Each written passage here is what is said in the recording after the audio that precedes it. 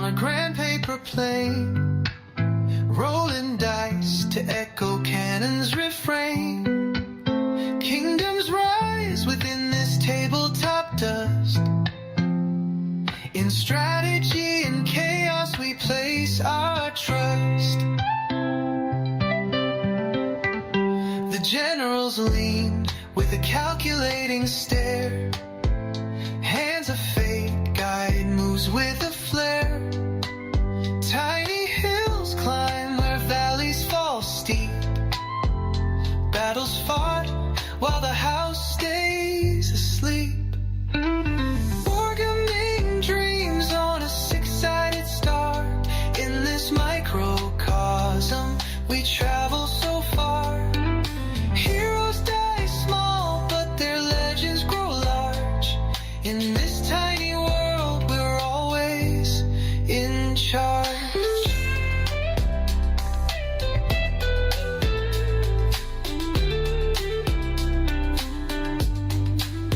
Painted commanders in coats of bold hue patrol the terrain in colors so true.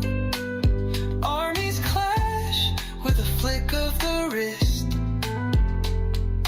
Victory's a mark on a checklist kissed. Dice are the drums of this parade of might. The board is the map glowing soft through the night. Imagination ignites where the pieces collide. A universe unfolds we cannot hide. 100 battles fought in one single room. Victories blazing, entropy and gloom. Armies may fade, but spirits don't rest. In the heat of this game, we earners of trust.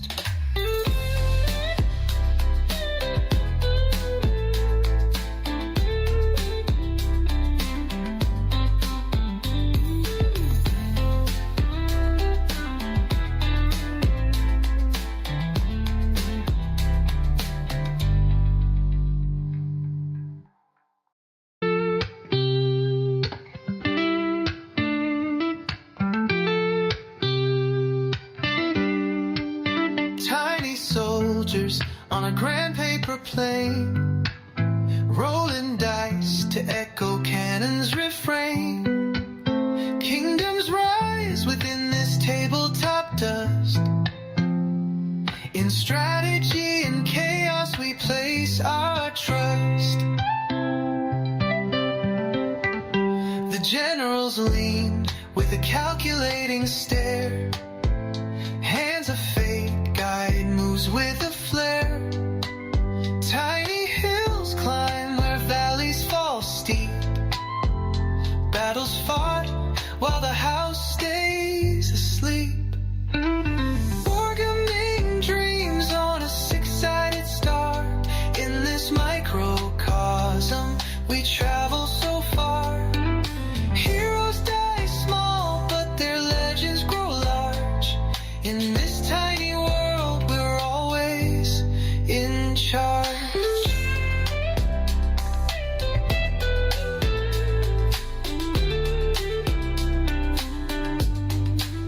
Painted commanders in coats of bold hue patrol the terrain in colors so true. Armies clash with a flick of the wrist. Victory's a mark on a checklist kissed. Dice are the drums of this parade of might. The board is the map glowing soft through the night. Imagination ignites where the pieces collide. A universe unfolds we cannot hide. 100 battles fought in one single room.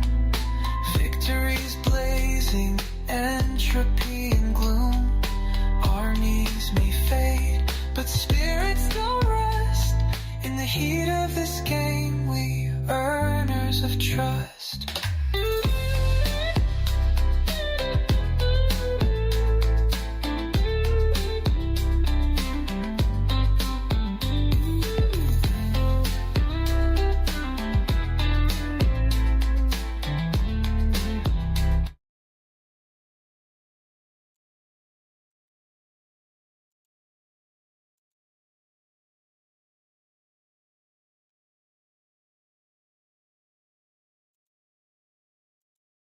There it is. Hello again, everybody. This is Derek. I'm coming back at you this Saturday with another Wargaming and miniature video. I'm going to continue on painting my World War II figures for the store. I think that's a pretty good spot right there. Let me put this out of the way. This is some miniatures that a customer sent me to paint for him on commission.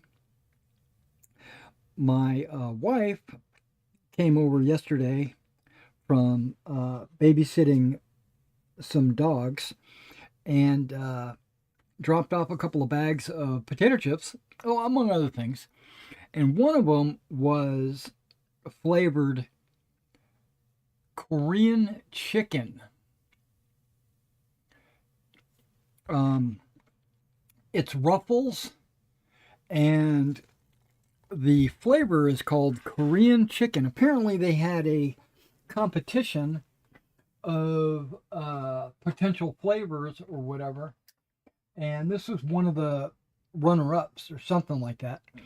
And I grabbed a couple of them earlier this morning, and I thought they were pretty good. I thought they were kind of like a barbecue chicken, but it's not. It's kind of like, I don't know how to explain it. It's got kind of a,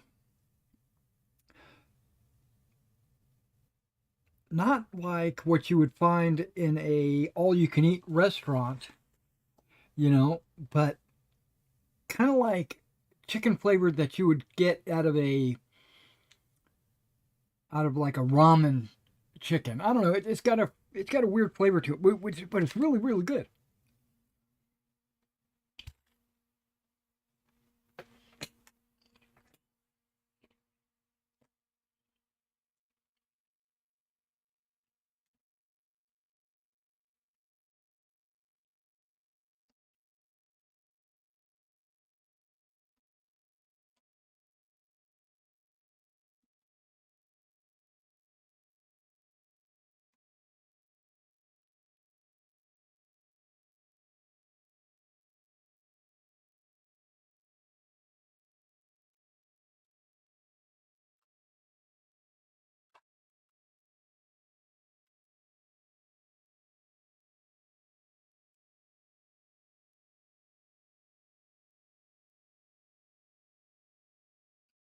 But while I'm eating it, I can't be talking, you know, because potato chip would go everywhere.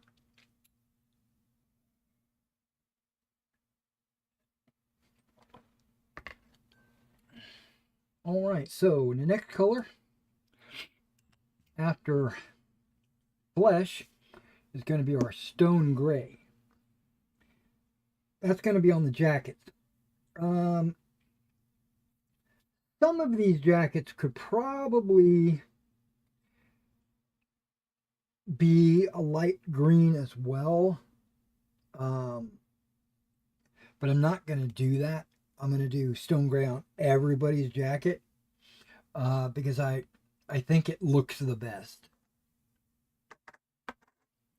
And it is historically accurate.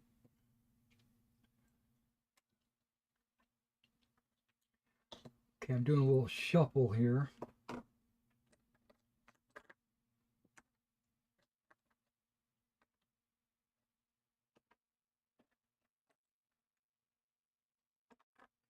Mainly what I like to do is have all my unpainted figures here, and then as I paint them, I push them to the side.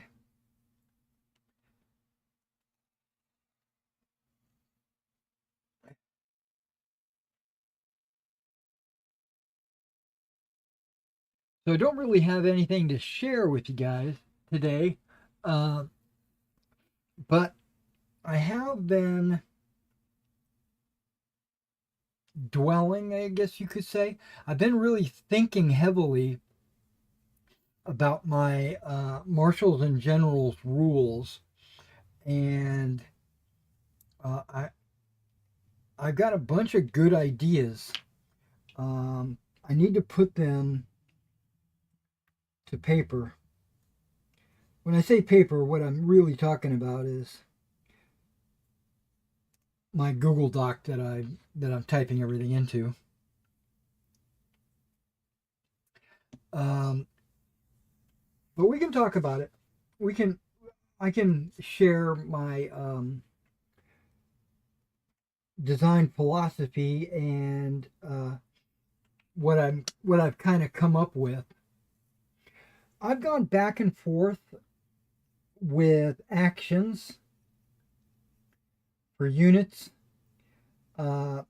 reload actions, and changing formation and movement, and giving them a bunch of actions, like 4, let's just say, and then they can use those actions to either move or shoot or reload or melee or whatever, right? So, but I thought about it. I've been thinking about it. The name of my game, not the literal name, but the concept name of my game, is Fast, Fun, and Playable.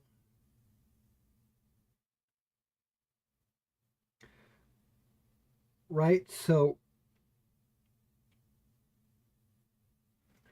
if it doesn't fit into that, then it needs to be tweaked until it does.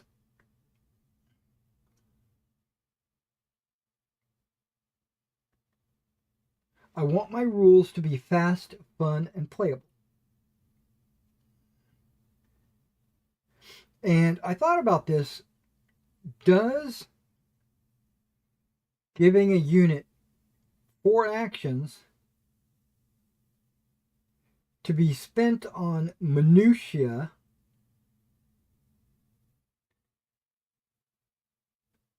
does that really enhance the game?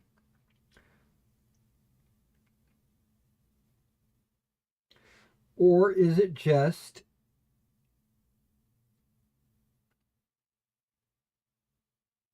giving the players extra work for no reason?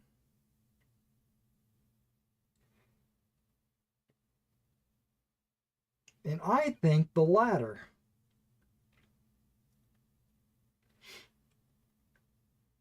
I've been thinking about it. I'm like, if I give them 4 actions, which is kind of a normal thing, and they spend 1 action shooting, then another action reloading, then another action shooting,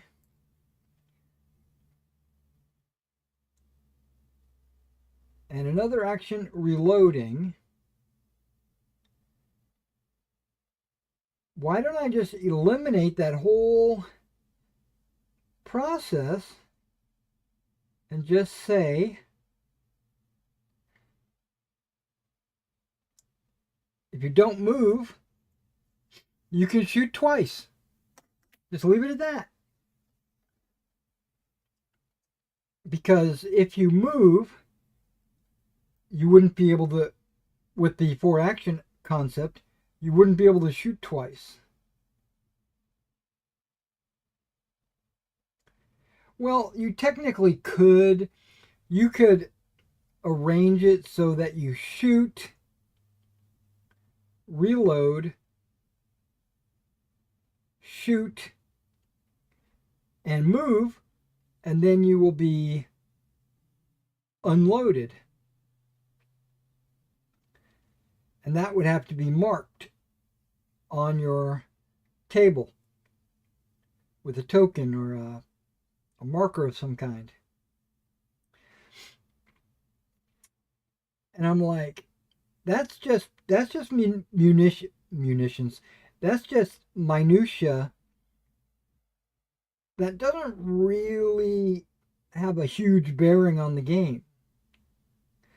I mean, it does, there are little consequences for not being loaded and stuff like that. I was thinking I could, well, first of all, you can't shoot when you're unloaded.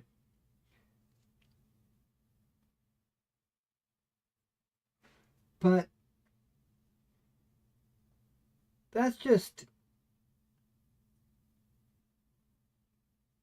extra bookkeeping that doesn't really need to be in the game.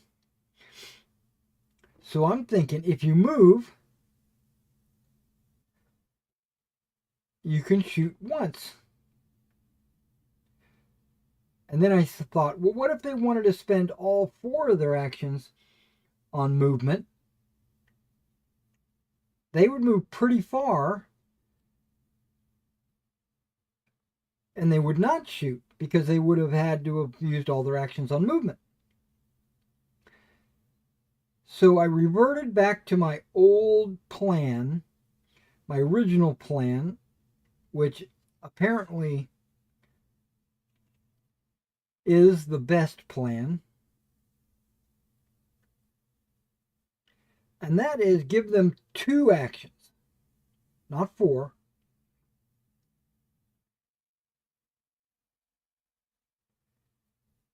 And it could be either movement or shooting. There's no need to reload. It's just assumed, right? Because that is minutia that doesn't need to be. And I thought about this as well. If you're technically playing as the core commander, right? Because this is a core level game. Yes, you have to move battalions around.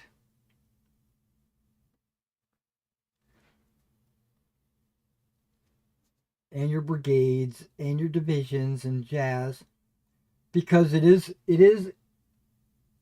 in the end, it is a miniature war game. So you have to move miniatures. But technically, or I should say, theoretically,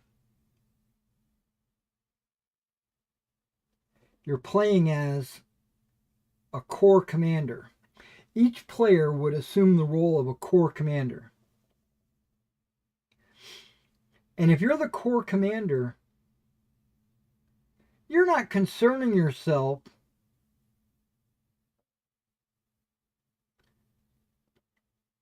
with minutia. You're not counting bullets. You're not counting arrows or you don't know if they're loaded or unloaded. That's not something a corps commander deals with. A corps commander positions his troops in the best place possible, and he allows the unit commanders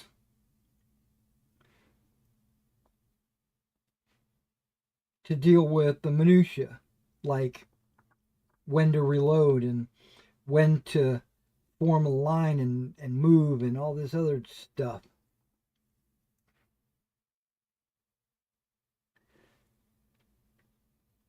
There was a time in my game designing that I was even considering not having multiple bases, just having one base. And with the understanding that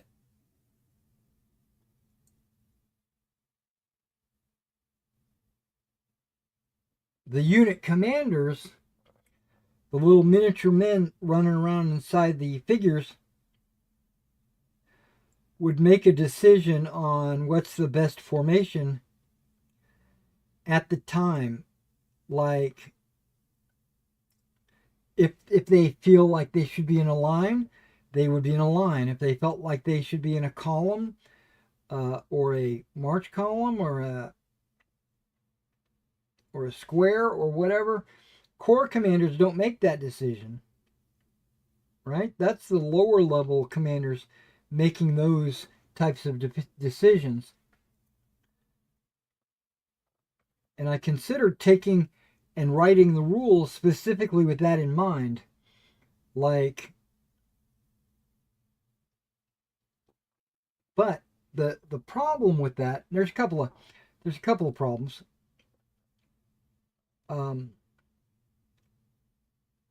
Appearance. Aesthetically, it looks good seeing your figures in different formations, like column or march column or square or line. And you can't do that easily unless you have multiple bases to arrange them in different patterns to represent certain types of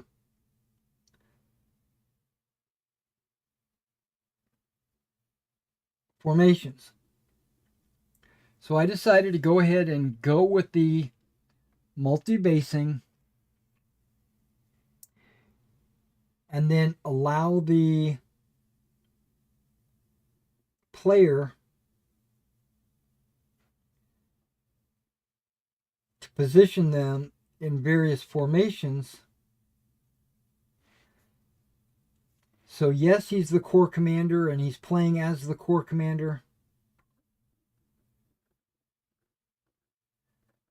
but he's also kind of taking the role of the lower echelon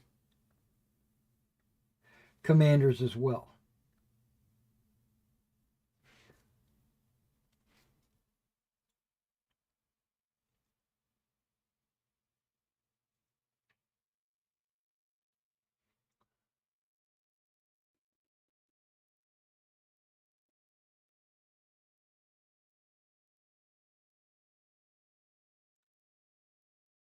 But even so, when it comes to battalions and their actions,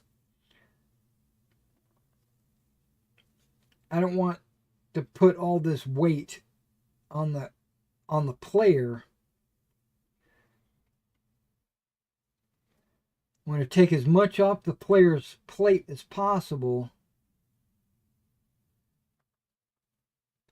to make the game fast, fun, and playable.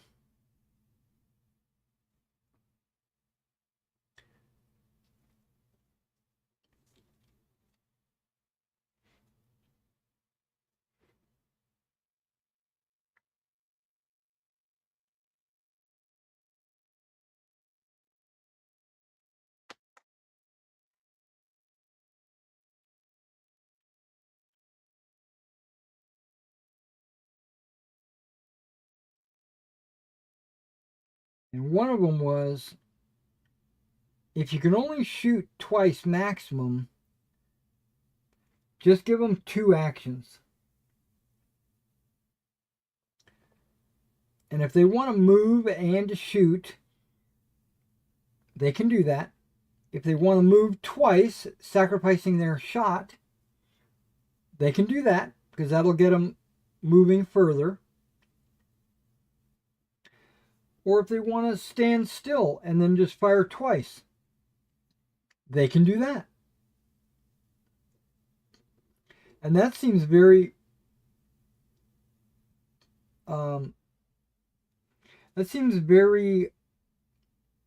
easy to do, right? I feel there's no record keeping. You just move the battalion twice, or you move and shoot him, or you shoot him twice, or you move him twice, or whatever. And now the only breakdown is changing formation. And I thought, well, they can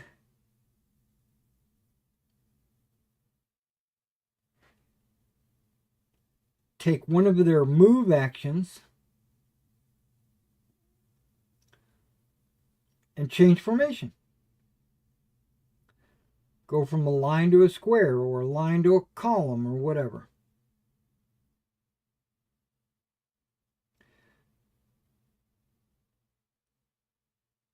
And then I thought, well, if we're only doing 2 actions, and one of them is change formation, they're going to have a second action, right? So they could either shoot first and then change formation, or change formation and then shoot.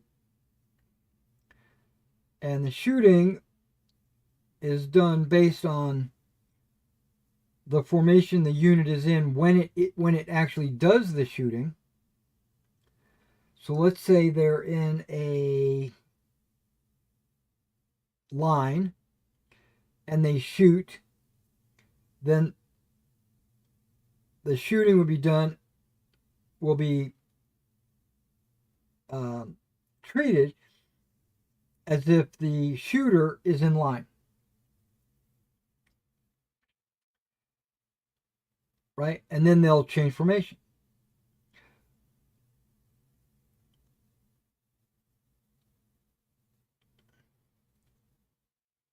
Or what if they change from a line to a column, but then they want to shoot? Well, if they shoot after the fact, then the shooting will be taking place as if they were in a column.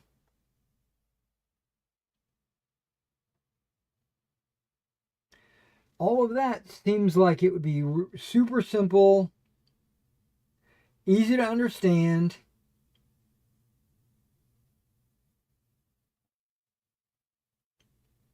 That doesn't get into the mechanics of the shooting or melee or anything, just movement.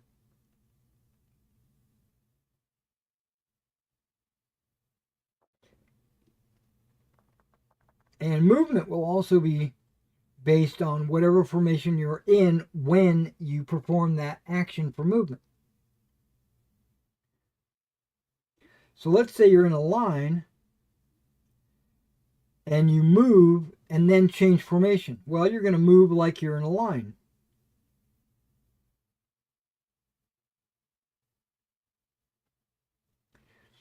But if you are in a line and you change formation first into a column, let's just say,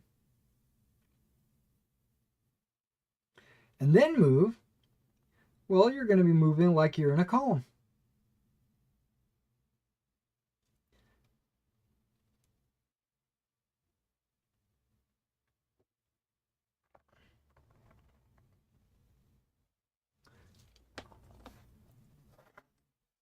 But you only get one move because you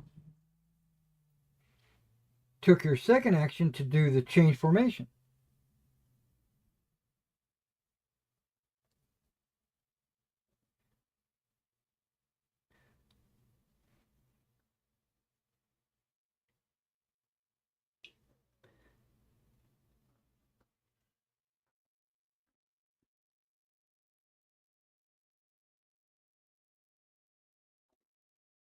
Now, something I need to consider is how far a line or a column or a march column will be.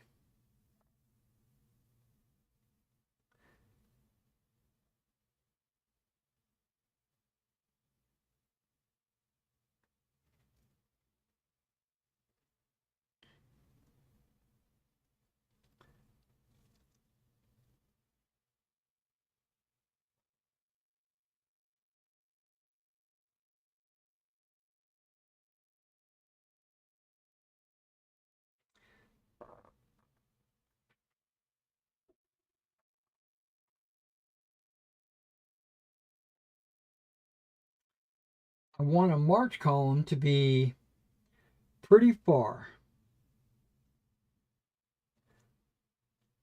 I was thinking around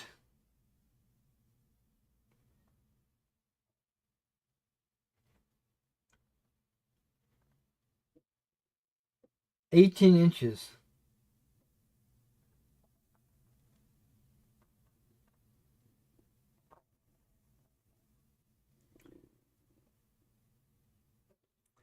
And then I was thinking a column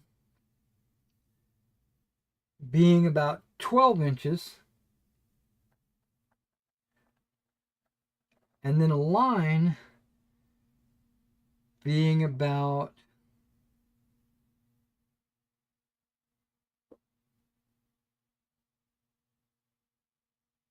I don't know, 6 inches?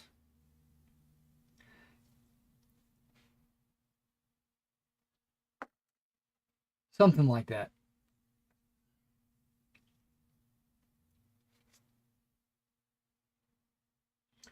And that's not modified by terrain or anything. That's just the base value.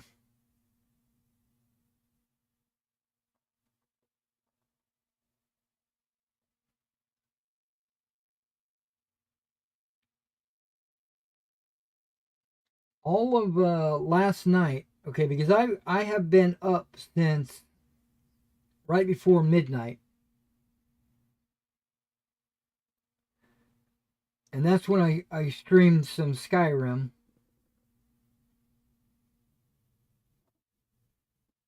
But ever since I woke up and ate, I've been having stomach issues.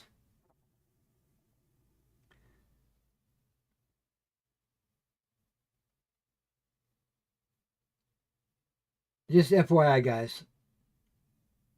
And the reason why I'm telling you this is because I think I might have to go to the bathroom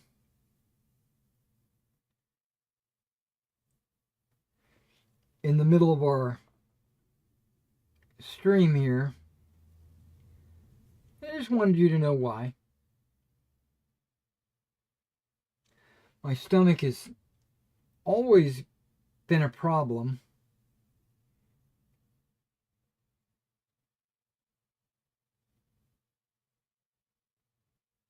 But not always. Maybe for the last year and a half. It started to become a serious problem.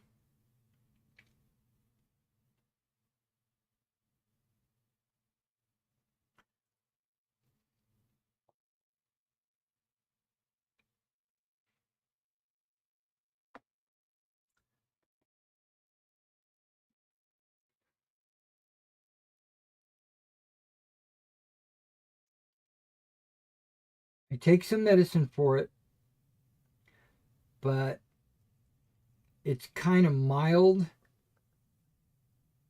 The medicine, it's kind of a take as needed kind of thing. But the more I take of that medicine, the more drowsy I get. It's got a warning, may cause drowsiness. Well, it does. Especially when depending on how many I take, I get super drowsy sometimes.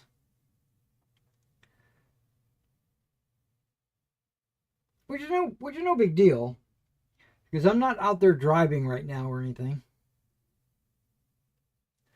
But if I was, I'd have to really pay attention to my medicine.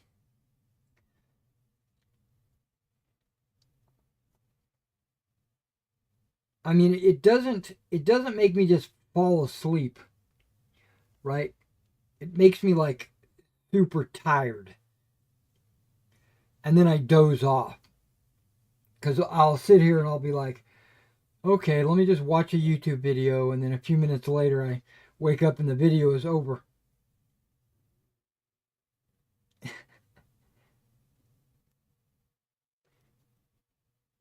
And I'm like, oh, I must have fell asleep.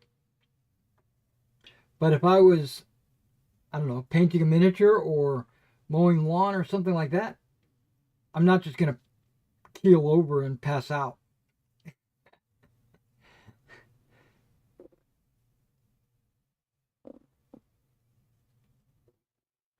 It's not like that. It's not like a sleeping pill.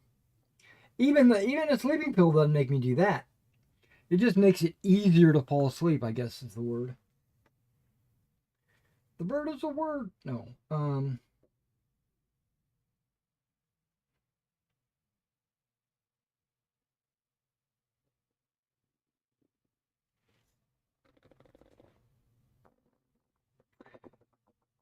Okay, I'm going to go back on something I said over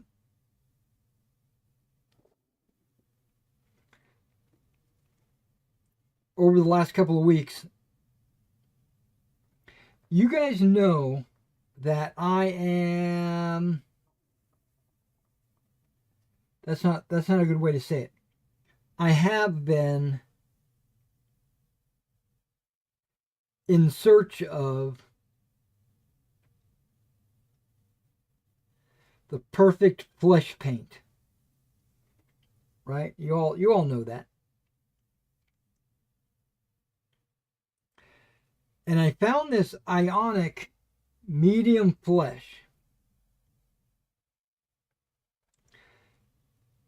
And I've been touting its praises for the last few weeks, saying like it's the best thing since sliced bread.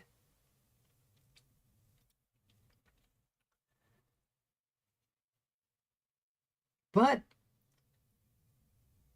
before I had received it, I had already ordered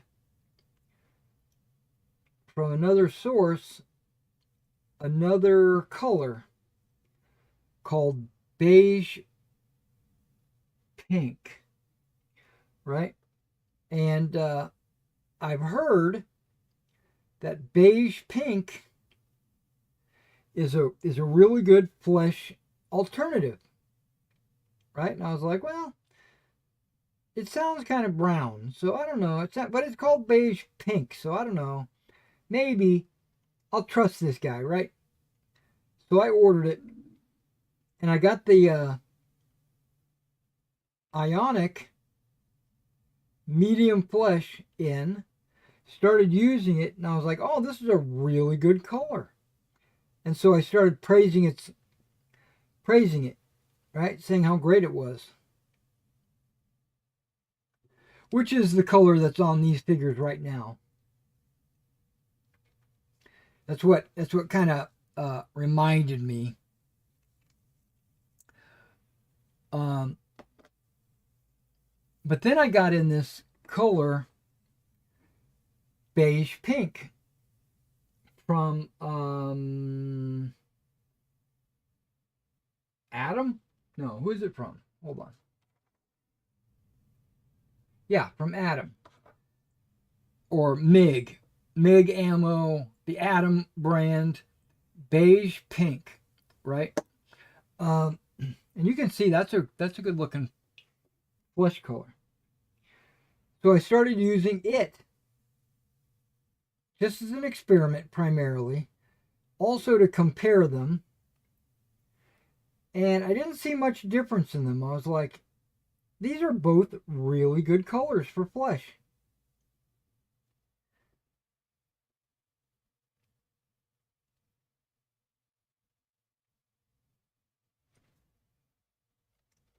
But then, through extensive use of both, I'm going to have to say beige pink is the superior color.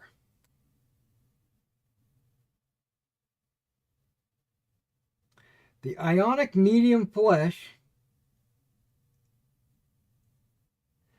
is a really good flesh color, but it's going to require a flesh wash. And I say that because it's too pink.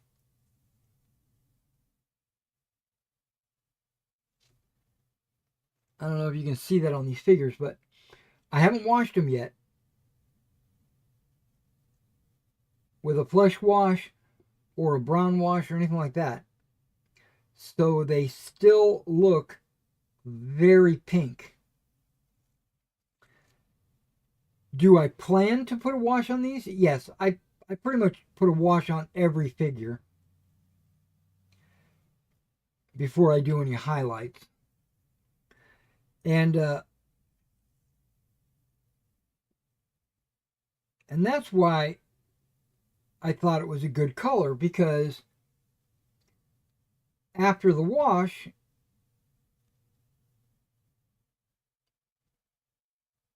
it looks perfect. It looks really good.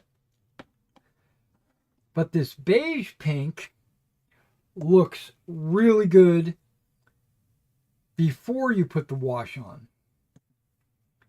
I don't know, it's just a different,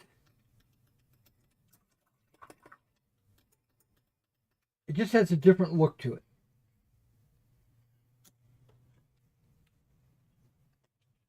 You can almost not tell a difference, but this is the medium flesh, and that's the beige pink. You can see they're kind of like, to me, looking just at my hand, I could go either way, right? But probably this one.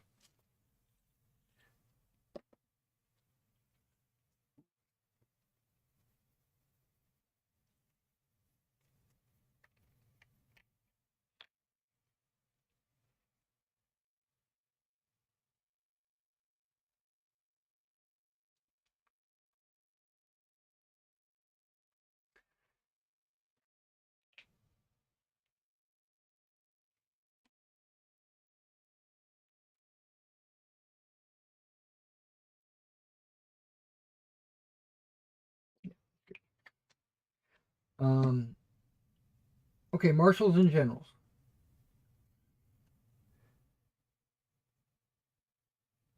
Well, that's orders, right? I'm pretty much locked in. I'm going to do it that way. 2 actions. One, well, and you can spend them on either movement or shooting. To initiate a melee, you have to I'm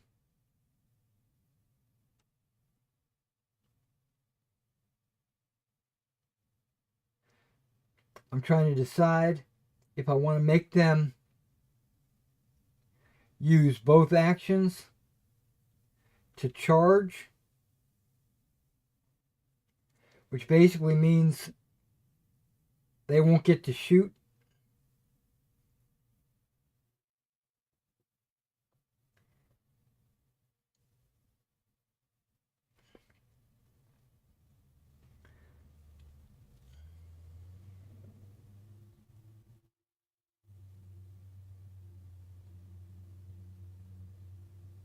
Do I want to give that as a plus to movement?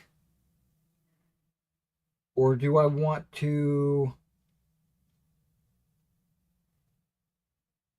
just say that they can move twice and get into physical contact? And if they do, then they've initiated melee.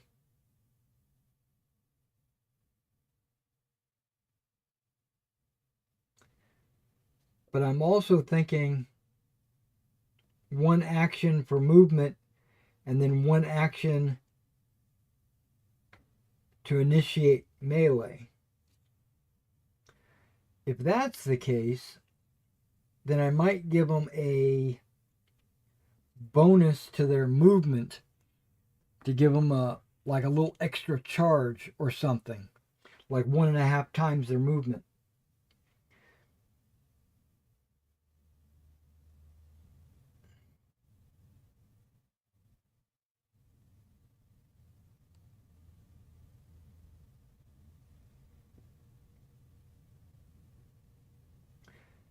And then I was thinking, once they're engaged in melee, see, these are all thoughts going through my mind. I haven't really set anything in stone on the charging into melee.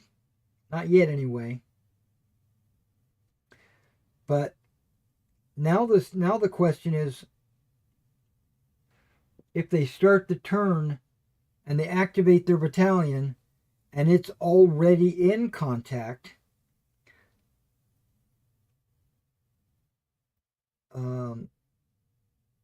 I'm going to say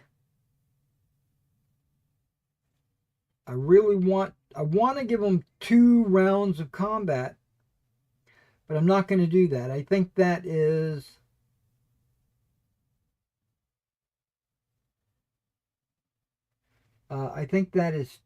too much. I just want my combat to be, let's roll some dice. Okay, good, it's over with. Not, okay, I'll roll some dice. You roll some dice. We didn't resolve anything. Let's roll some dice again. Nothing gets resolved.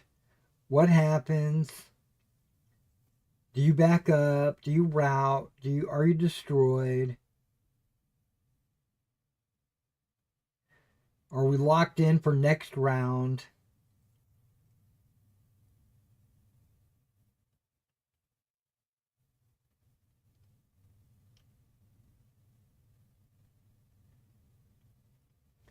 And I do believe that there were some fights where the melees lasted for 15, 20, 30 minutes. You know, which in my game would be 2 rounds. Because I'm thinking 15-minute rounds. That's kind of like, how far would a battalion travel in 15 minutes? Pretty damn far, you know, you would think.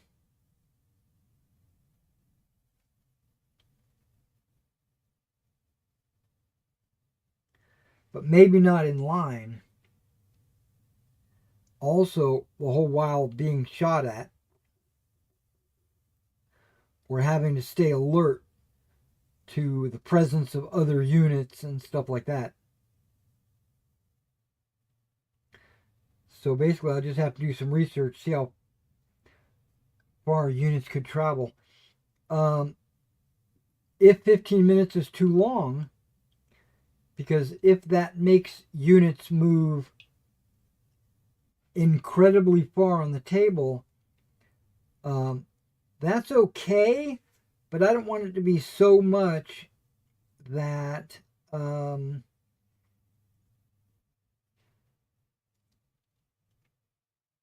that it's not a decision point in the game.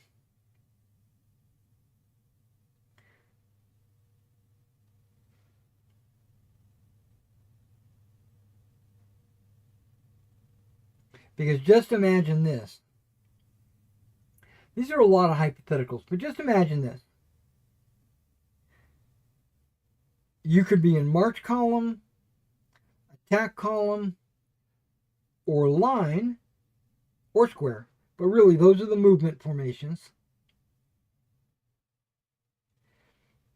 And let's say I assign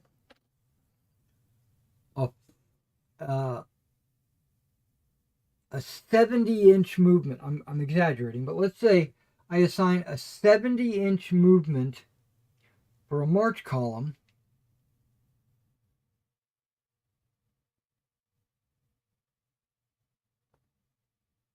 And then half of that, like a 35-inch movement for column. And then let's say an 18-inch for line.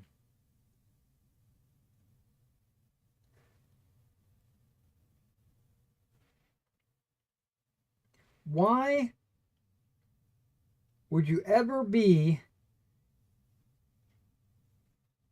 in any other formation than a line?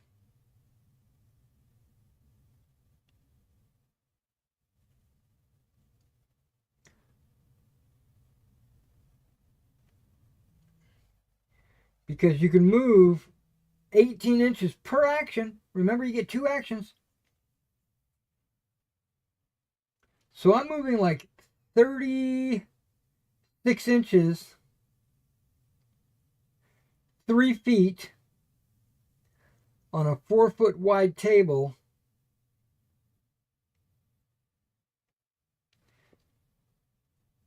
In one turn, in line. No, I don't want that. I want your movement to be a decision, not an automatic thing. I want you to have to decide, like, which formation you want to be in.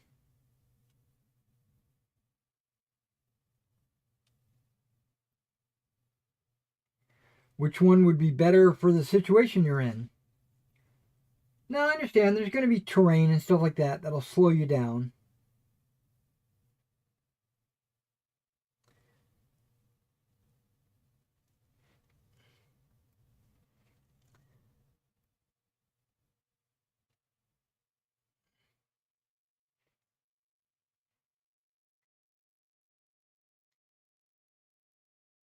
So I've already thought about it. Plus, I can adjust the range of an inch. So I could say that 1 inch is 20 miles.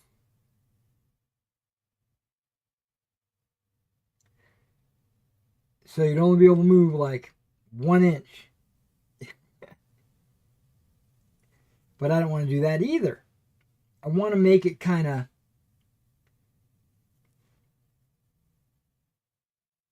I want to make it tactical.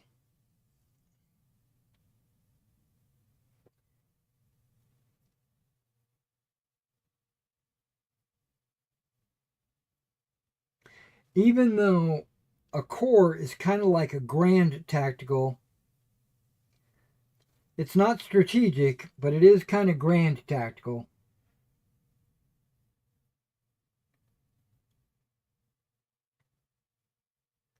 But I'm thinking an inch is probably going to be somewhere between 50 and 100 yards.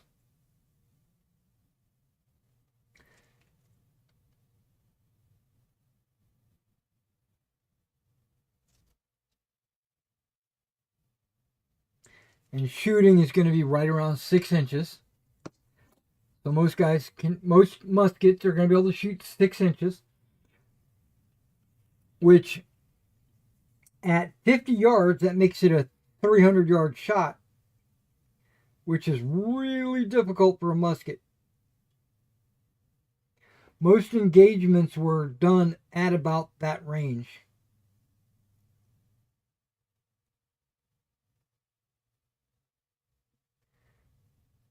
The rifled musket didn't do much better. It was like 450, something like that, 475. I don't remember the exact number.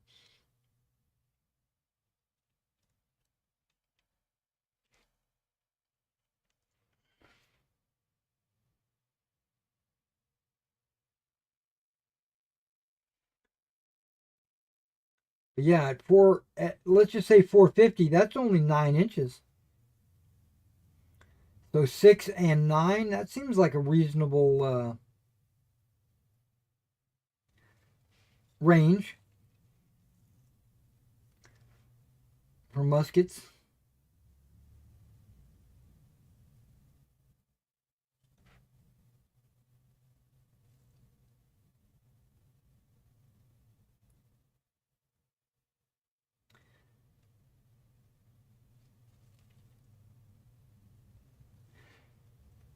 Because shooting is not only the range on a flat table, it's also understanding that even though the table is flat, the battlefield is not. There's also bushes and gullies and little and fences and hedges and stuff like that that's not modeled on the table, but they do exist on the table.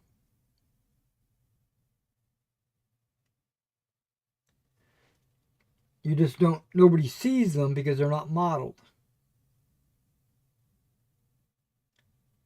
The terrain is uneven.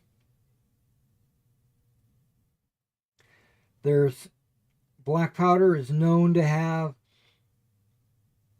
huge billowing clouds of smoke. Because when you get like 600 guys shooting, well, first of all, they're not all shooting. When you get a battalion shooting, you don't have 600 guys pulling the trigger. But still, let's just say 100 guys. You get 100 guys shooting, that's a lot of black powder smoke in the air. And that's going to affect ranges as well.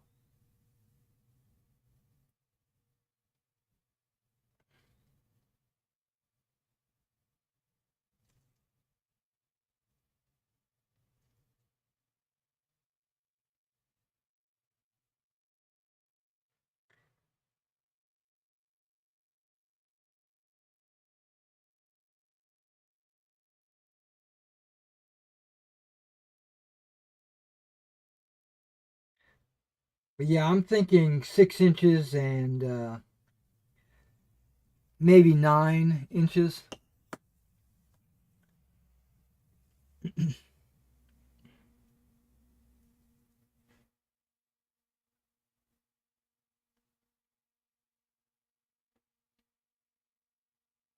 Maybe. I don't know. I'm going to tweak those numbers.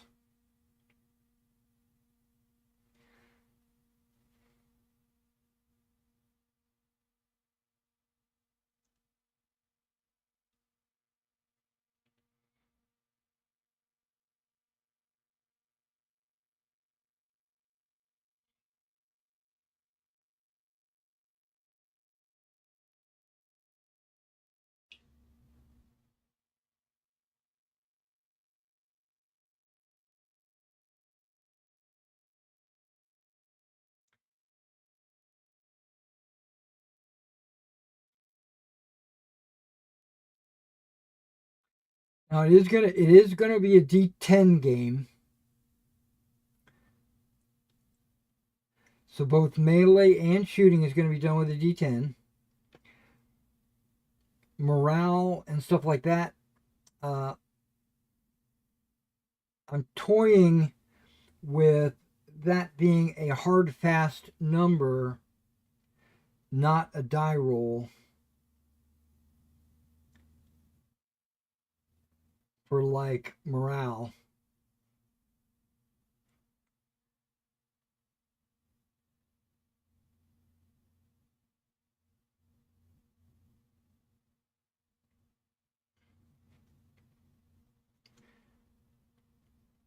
But I think there is going to be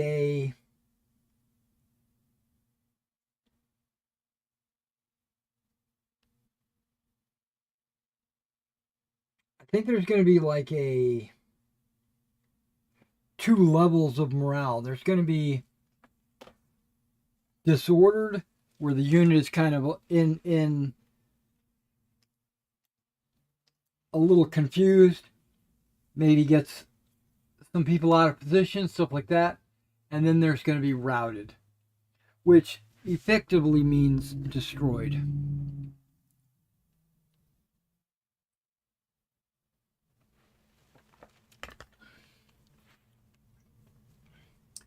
And I haven't gotten to the part where I figured that out yet.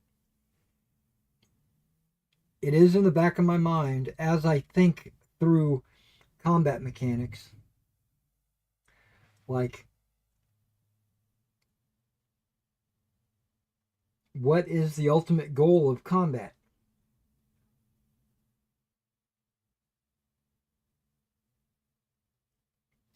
To get rid of your enemy, right?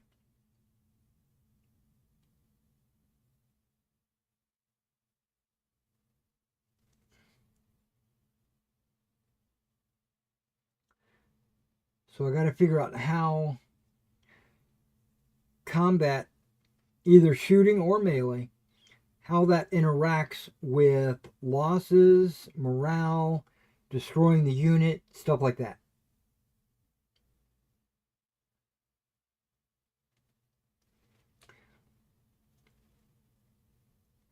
Now, I do plan to have a win condition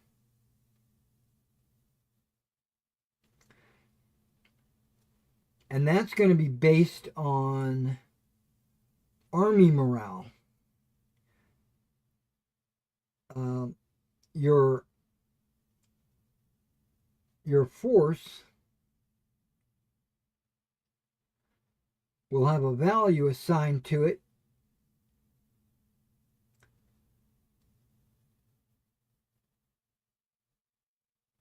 and then once your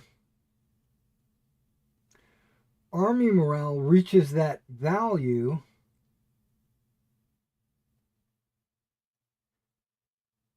the game is over. You just concede and say, okay, I've reached my army morale, you win the game, right? And I'm taking this concept from a game called Battle Group. I don't know if you're familiar with this game or not. It is a World War II game. But I love the idea. I love the idea that they introduced to me in Battle Group of having a randomized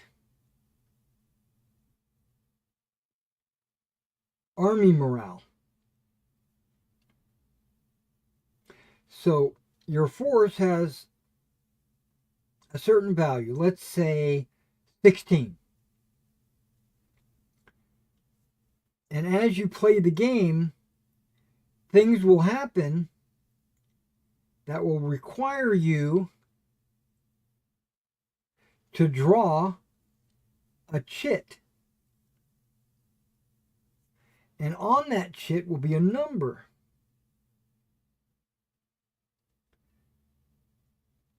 And once all those chits total up to your army morale, let's say 19, if you get a chit that totals up to 18, you're still good, you keep going. But if you have to draw another chit and you draw a 0, that's okay, you keep going. But if your total chits total up to 19, or whatever is the assigned value for that battle, then you just tell your opponent, you win. Because the chits are in secret. You pull one out and you look at it and you say, oh crap, it says 3. That's really bad. And then you draw another one and it says 3 and you say, oh my gosh, my morale is just dropping like flies. But your opponent, all he sees is that you drew 2 chits. He's thinking, well, he could have drew 2 zeros, he could have drew 2 3s. I don't know what he drew. So your opponent doesn't know how close to breaking you are. I love that.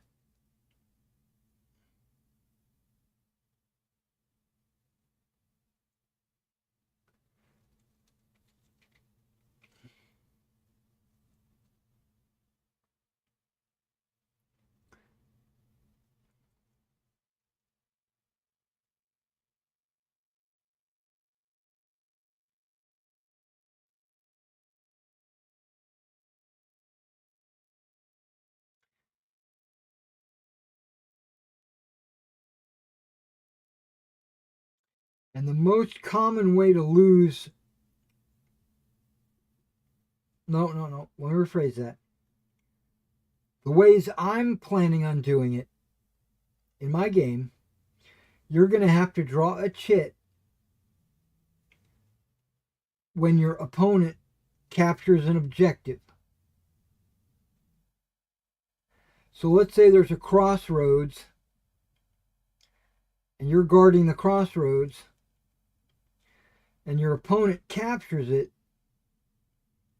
You have to draw a chit because now your army is a little bit demoralized that they've lost this vital road intersection or something, you know.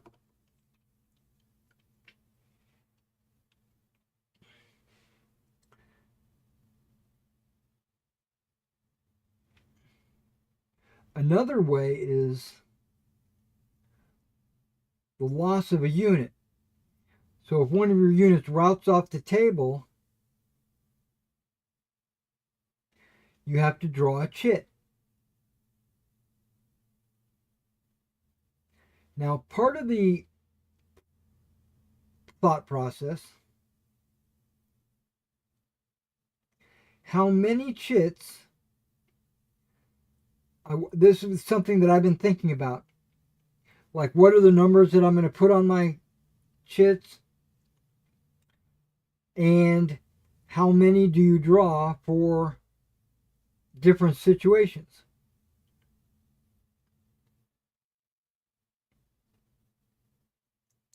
So I was thinking that a really vital objective might be 2 or 3 chits you have to draw.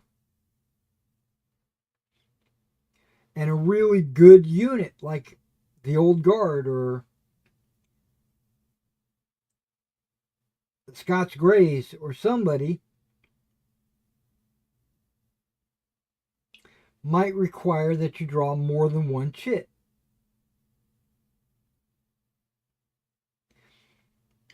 That's going to do a couple of things.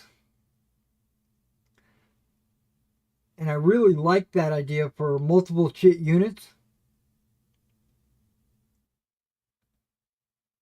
Because the player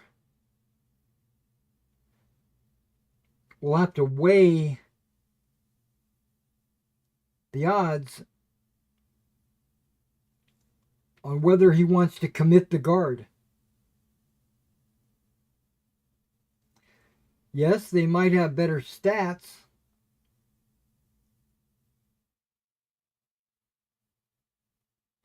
but if they get eliminated, you're drawing multiple chits. So that's a artificial, subconscious, not necessarily written in the rules limitation on a player, right? They will automatically have to make that decision knowing they could lose the game if they commit the guard.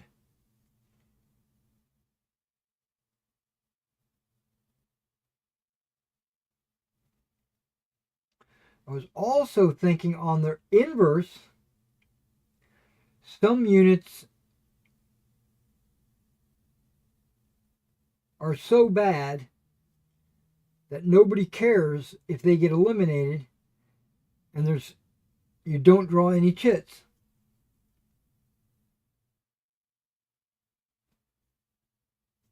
Like militia or landwehr or peasants or whatever. I don't know. That's not really happening in Napoleonic battles, so not really worried about that.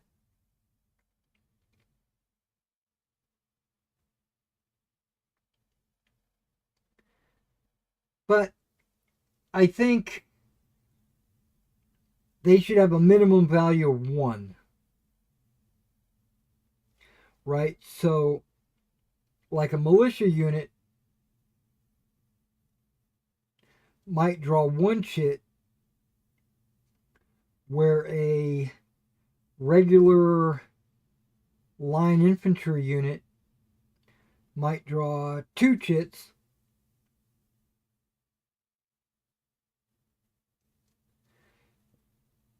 And veterans might draw 3 chits.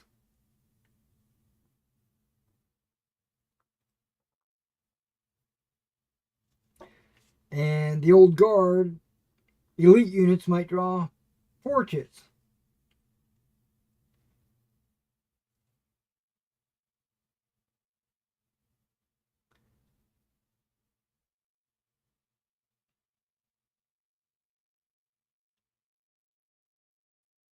So it'll automatically put value on your elite heavy uh, your the better your units are, the more chits they draw.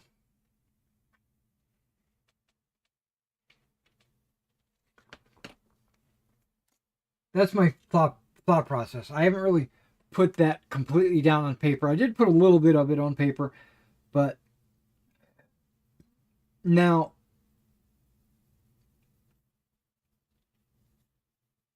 the value on the chits, it is going to be 0 up to a certain number.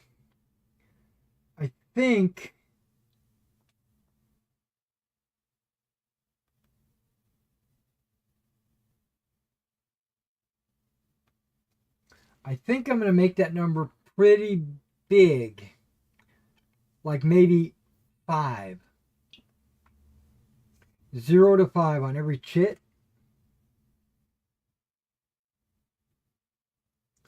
But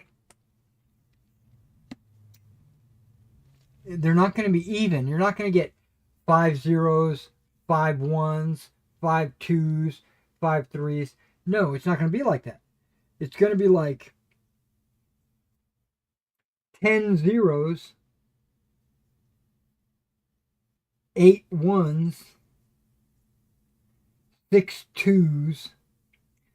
So the odds are, and then when you get to 5s, there might be like 4 or 5 of them in the chit box.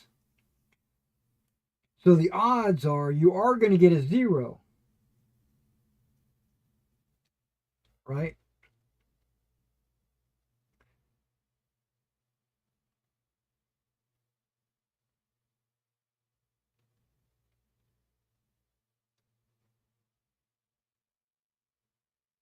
But when you're drawing multiple chits, you're probably going to get a whole number somewhere. But again, it's not guaranteed.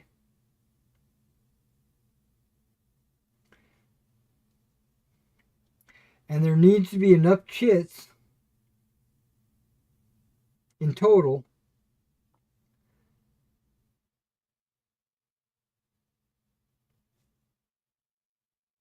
to be able to cause you to flee.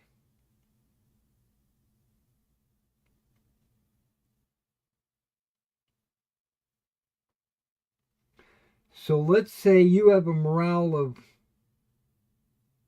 30.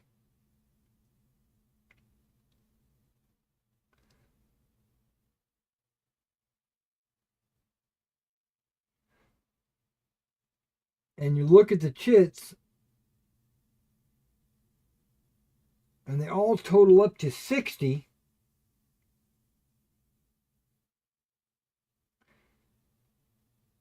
That's just barely the minimum what you need.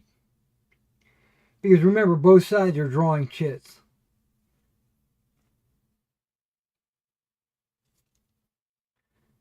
And you draw them from the same pool.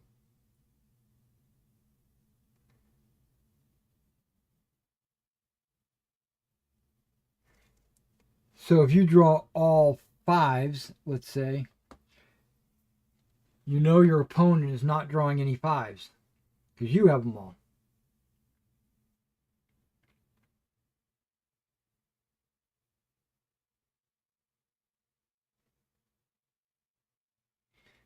I don't know. There's just a little bit of a nuance to that gameplay, little secrecy, a little fog of war, and I really love that. I really do. That is probably the one rule in Battle Group that I thought was really good. There's another rule in Battle Group that is a really good rule in concept.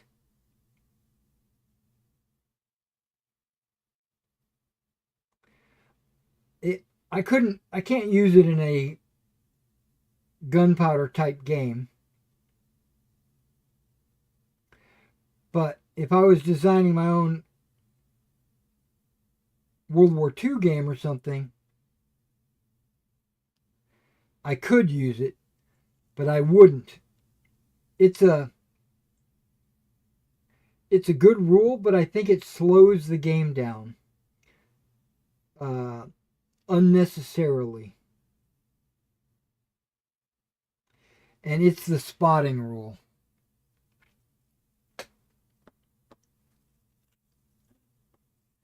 In that game, before you roll any dice, you have to decide if you're shooting to kill or if you're shooting to suppress.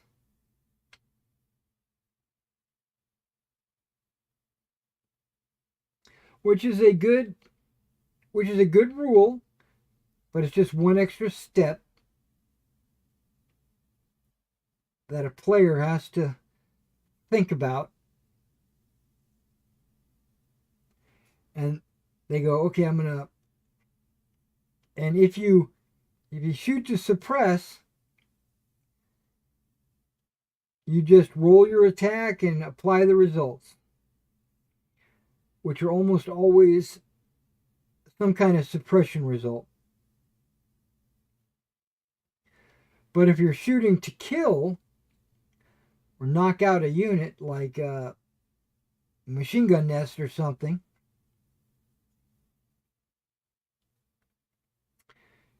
you have to roll to see if you can see them.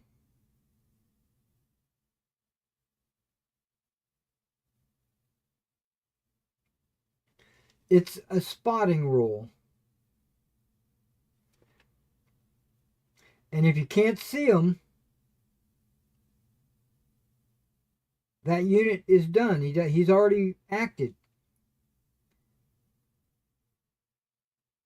He failed to spot the person he's trying to hit.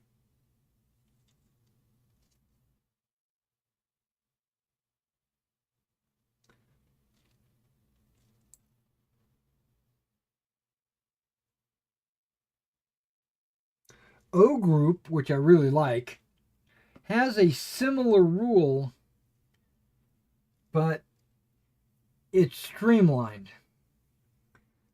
Where Battle Group, there's a whole chapter on spotting, all the different modifiers, all the different types of, well, all the modifiers. What you got to roll, you know.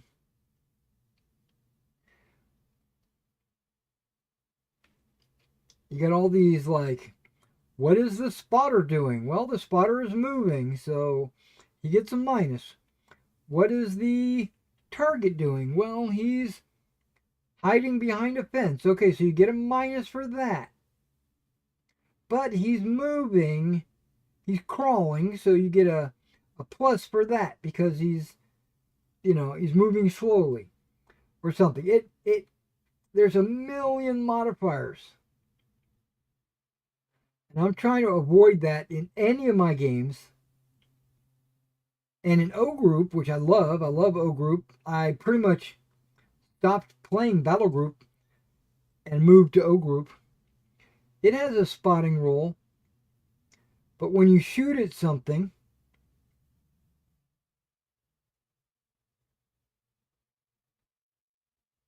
you throw a dice at the same time, as your hit die. So it's a different color. Let's say all your hit dice are like white, and you have one red die in there.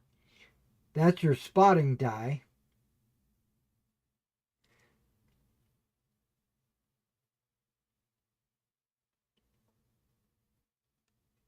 And your spotting die only has to be like a 4 or better, or a 3 or better, or whatever it is. I don't remember what the numbers are. There's only like one modifier. Are they moving or are they not? You know?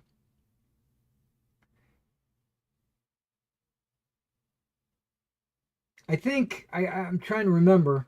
It's been a minute since I played O Group, but I think if I remember right, if you're in cover, you have to roll a certain number, and if you're not in cover, you have to roll another number. And I think that's pretty much it. It's pretty straightforward.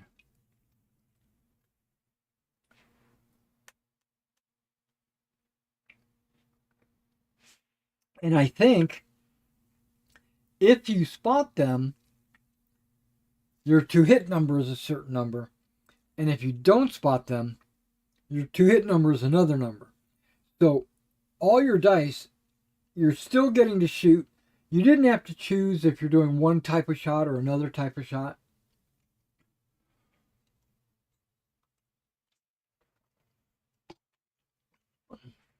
It just flows way faster.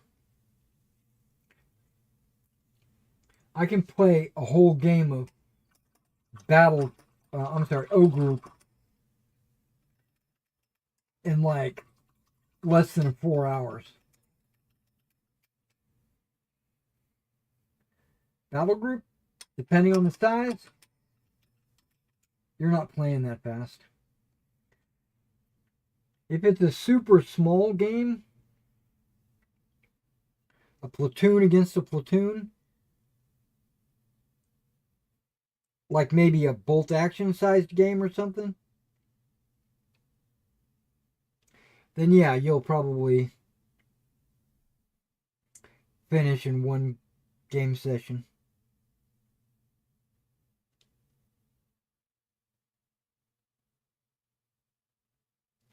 But O Group is designed to have a battalion per side,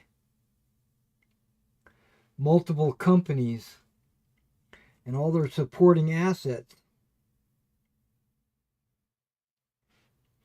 Artillery and mortars and armored vehicles and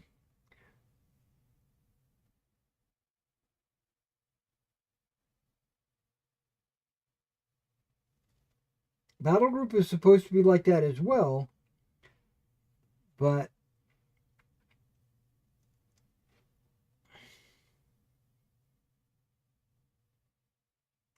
because it is like that, it just takes an incredible amount of time to play.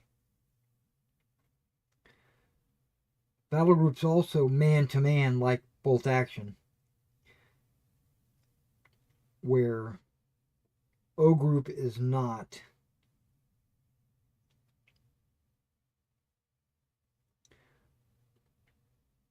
A stand represents a squad, if I remember right.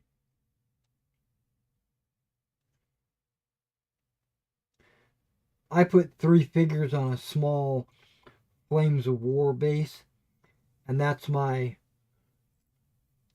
O Group base.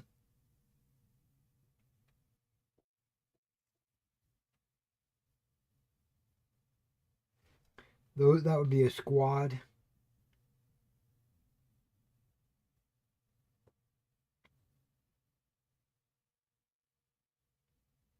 And like 3 of those bases would be a platoon. So 9 of them would be like a company.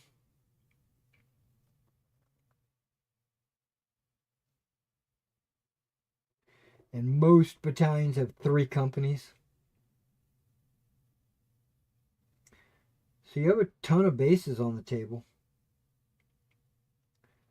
But you really don't, because of the patrol mechanic.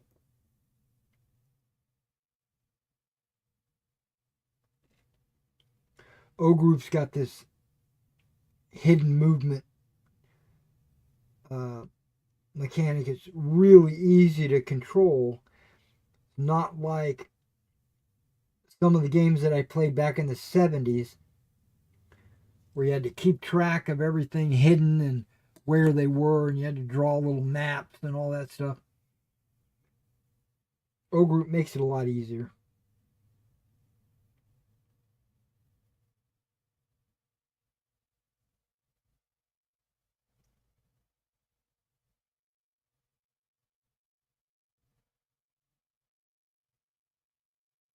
And it does it in kind of a lore friendly way.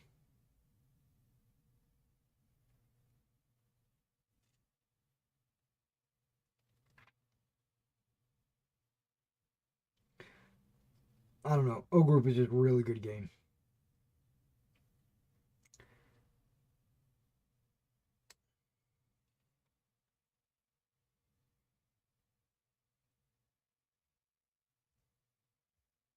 It plays at about the scale that I like, you know.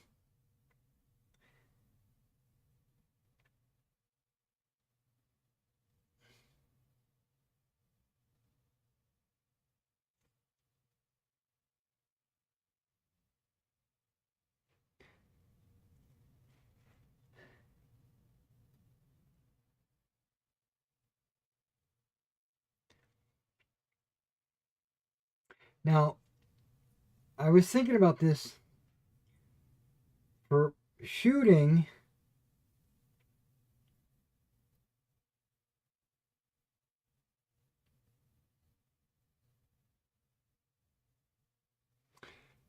The shooter is going to have a target number assigned to it at birth.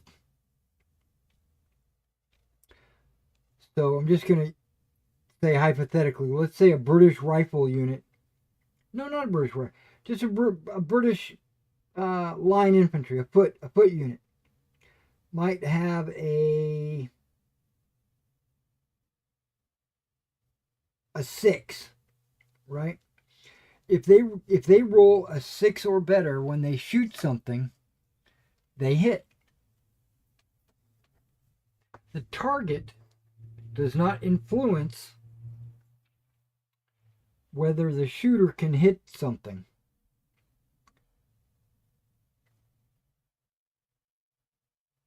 Now, intervening terrain can.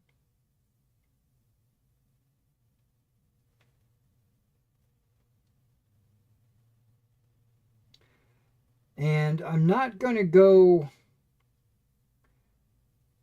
the 2-hit and then the save route.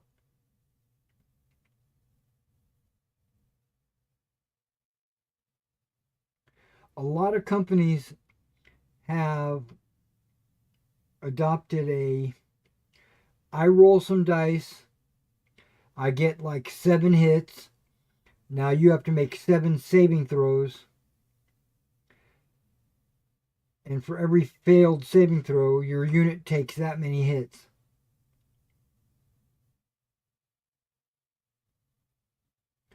I don't like that mechanic.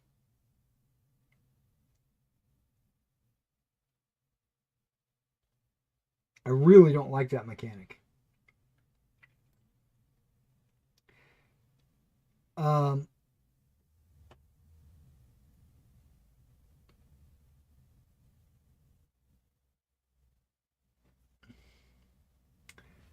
uh, I understand, like in a Warhammer Fantasy or a Oathmark or uh, even a 40K or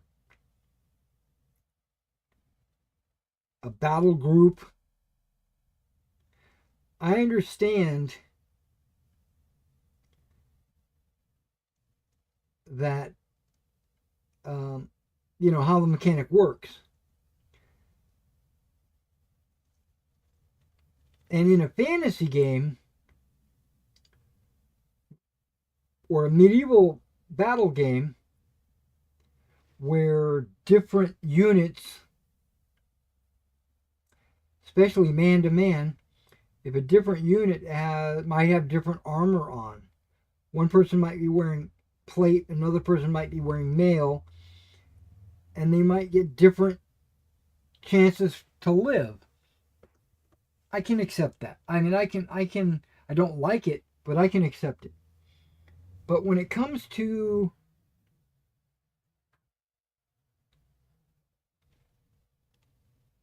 American Revolution, Napoleonics, World War II, I do not like that rule.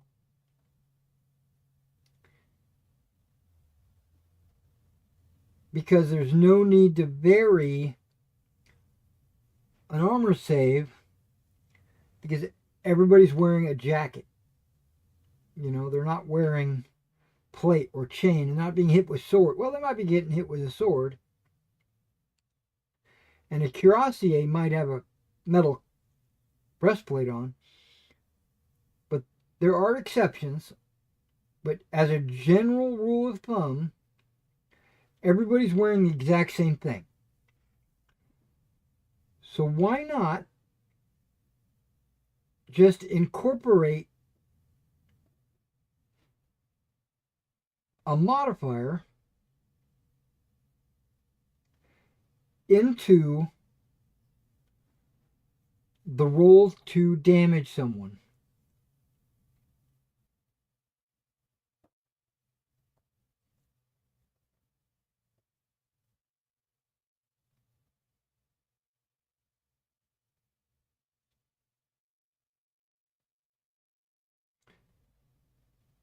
So, like, I'm going to roll the hit, and I need to roll a 6 or better to cause some kind of damage. I haven't figured it out yet, how this damage is going to be applied, or how many points it needs to be, or any of that. I haven't figured any of that out yet. But instead of having to roll a 6 or better, let's say they're behind a fence, right?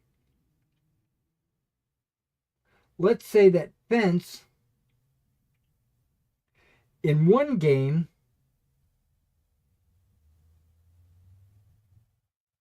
might give you an armor save of 6 or better.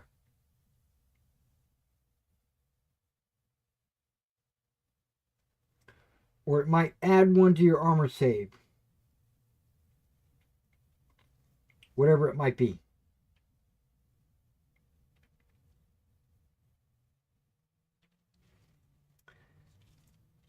Okay, so that's one game. So you roll the hit, then your opponent has to roll a die to try to mitigate the damage. And he gets a modifier because there's a fence.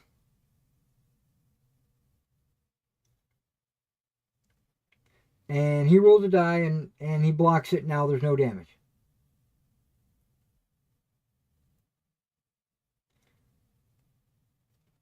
Or he fails to block it and there's damage.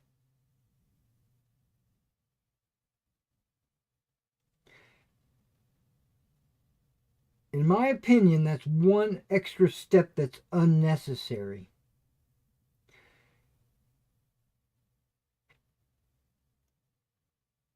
Because let's say I need to roll a 6 to hit you.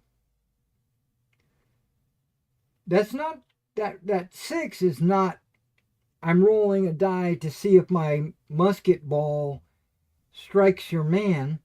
That's not what I'm rolling. What I'm rolling is that if I take a fire action, do I cause any casualties? Ignoring everything in between, right? So I'm trying to get to the end result. The end result is, was there a casualty or was there not a casualty? So that die roll is just a straight path to whether or not there is or isn't a casualty. But don't forget, there's a fence.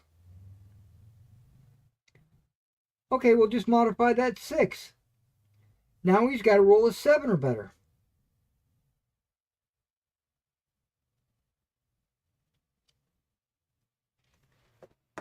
It's going to reduce the number of casualties.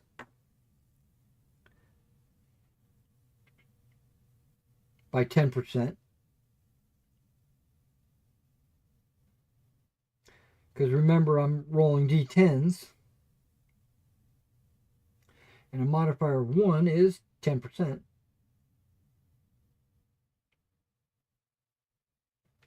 If I think the fence is not strong enough and fences should be 20%, well then I'll give them a 2 modifier. So in that case, he would have to roll a 8 or better.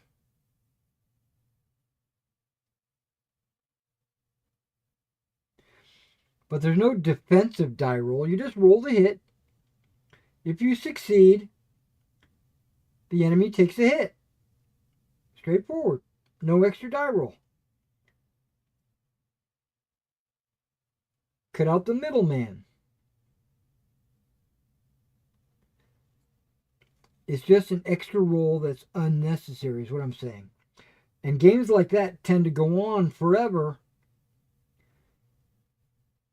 because both guys have to roll dice every time there's an attack.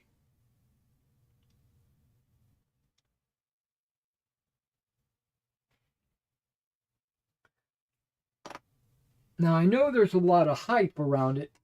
Like, okay, I did 10 hits. Let's see if you can block any of them. Oh my gosh, you blocked 6 of them. You only take 4 hits. That's so cool. I get that. I also get the part about, hey, I'm shooting you. You need to be here paying attention because you have to roll your armor saves. You can't be walking off and visiting with your girlfriend. You got to pay attention. So I get that too. So there's more interaction or more engagement with all the players because you got to pay attention to when you have to roll your armor saves. But I think the speed of the game outweighs the interaction and the where do I want to put this? Okay, I'm going to put it over here.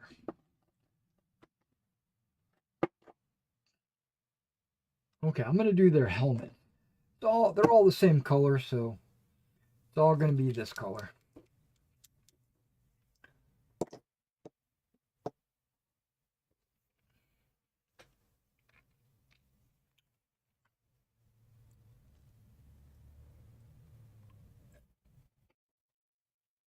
This isn't really coffee, and it's not really hot chocolate either.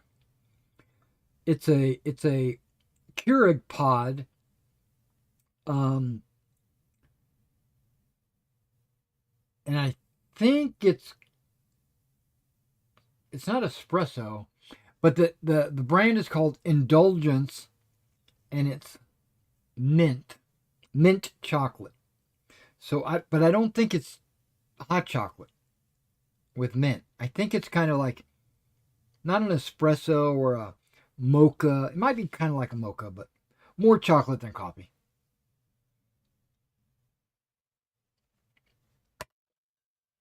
But what it really is empty. Okay, so this is a color I haven't used before. Never used it. There is a color I thought I was going to use because some crazy Brit told me to use this color. I think it's this color. It is. Brown violet. Use brown violet for their helmet. Well, this is Vallejo brown violet. It looks brown. Maybe with a little bit of violet in there. That is not anywhere near olive drab. And then I've got think it's this guy. Olive drab. This is Brit 1944 olive drab. And this looks very green.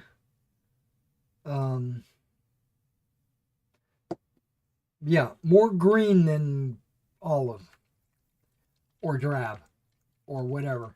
But it seems like it would be a good color for British tanks, because British tanks are not Russian green. They are, I don't know where it is, but they have like this olive. Oh wait, that might actually be it. This is SCC 15. Okay.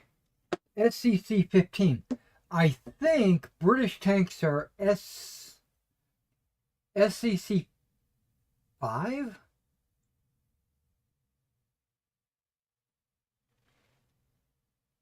It also might be 15. And if it is, then they're the same color. Why is field gray way over here? Oh, because I put all my field grays over here. Okay.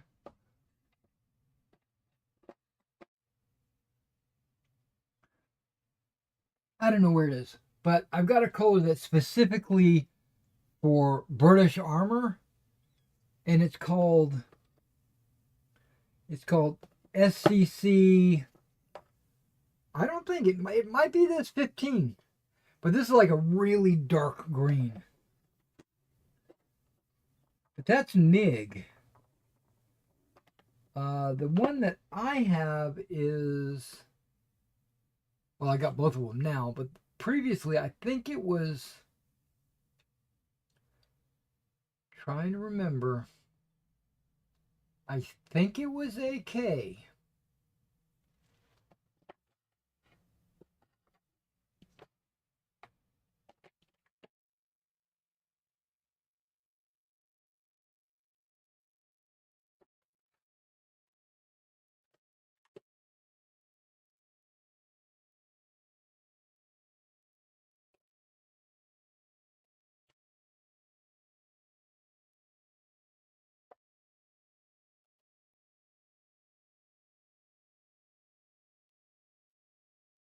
Some of these I think I've been grabbing more than once.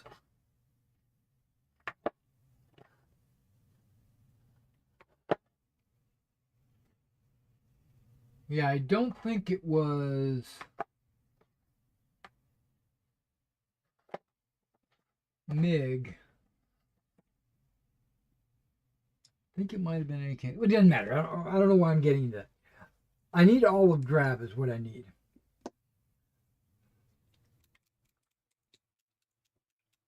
Might have been Vallejo.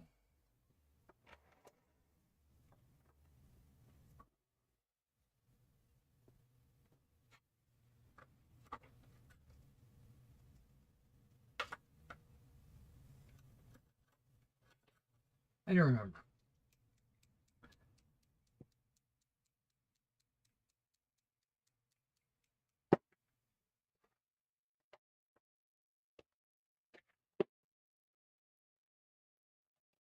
That's gunship green. That's pretty close to what I needed.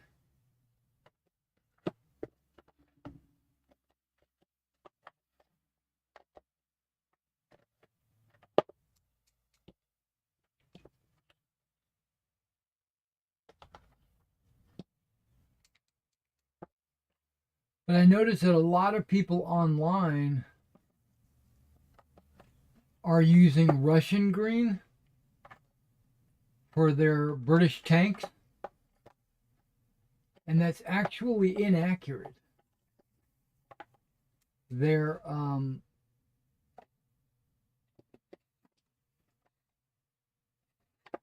yeah, they're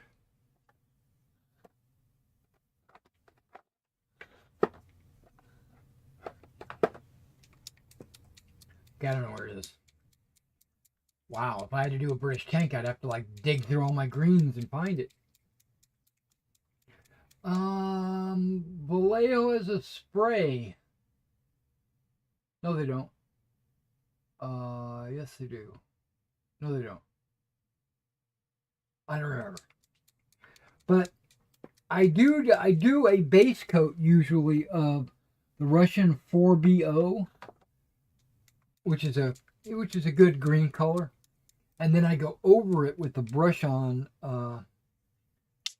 15, olive 15,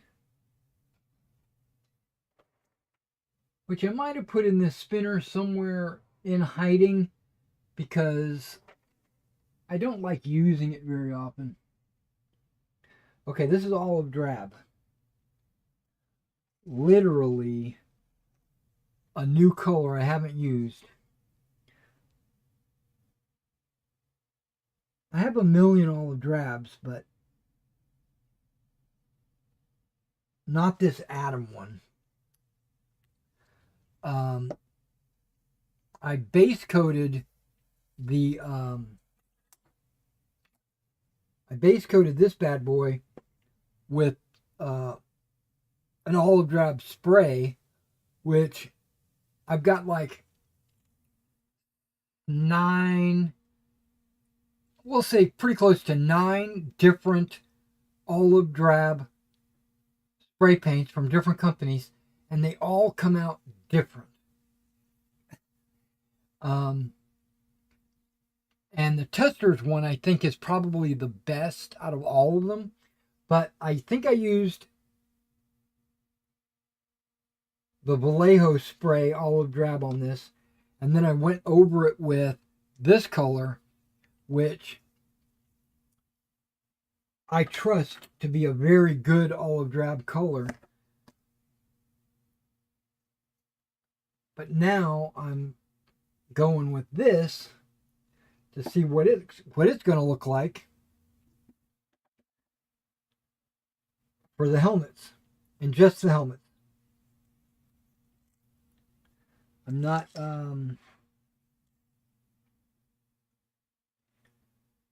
trying to overdo it.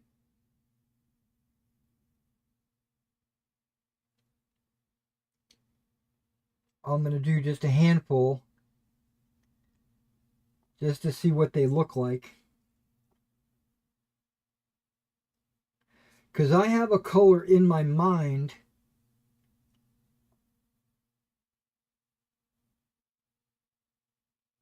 what it's supposed to look like.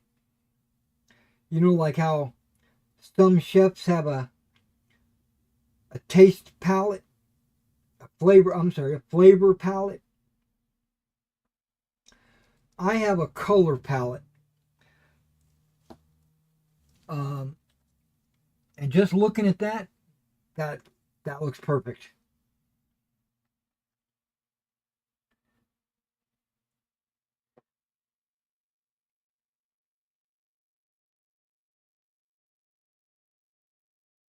And I would use it on any of the exposed metal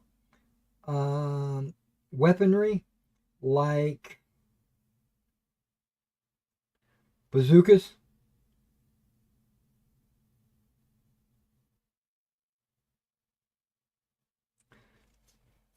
Not machine guns. Well, maybe machine guns.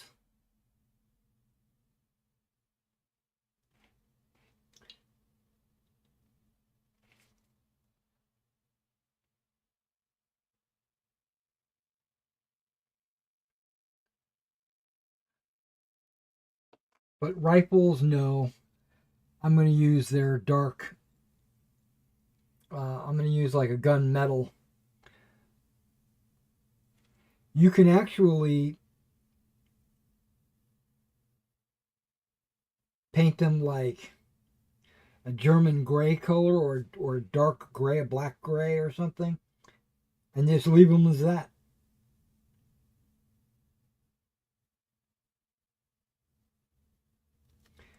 Because in the bluing, the whole reason why they put them through a bluing technique is to get rid of all the exposed metal looking parts so they don't reflect. So a dark gray is probably more accurate. But gunmetal is like a really dark gray as well.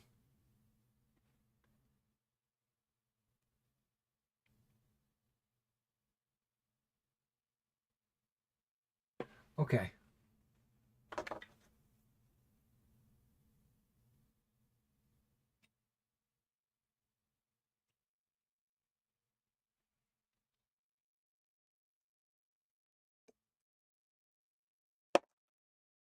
It just doesn't look as good. It doesn't give the miniature it doesn't make them pop. So sometimes I will step outside of the true to form color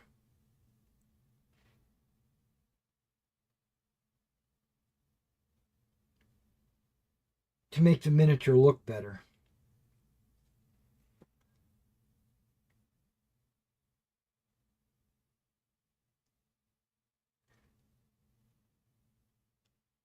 But that's a very rare situation. Sometimes, usually, I'll paint them black and then highlight or dry brush with a metallic, like maybe where the bluing would have been rubbed off.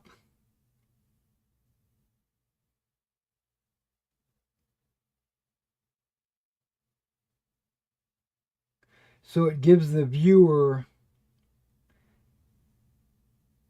an understanding that it's metal.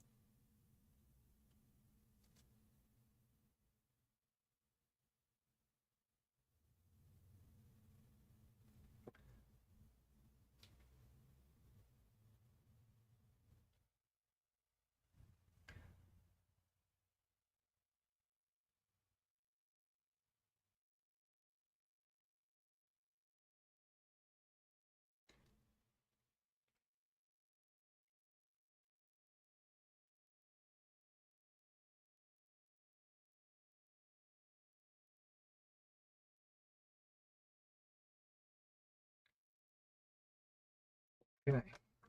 Yeah, this color is going to work just fine for helmets.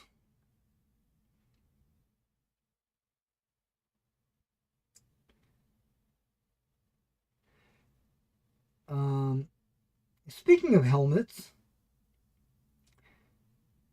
not really a very good segue, but I told you that I found a new TV series that I liked, and I recommend it to people that like sci-fi comedies. But it's also an action. It's kind of like action, but with comedy. I don't know how to really explain it. But it's sci-fi.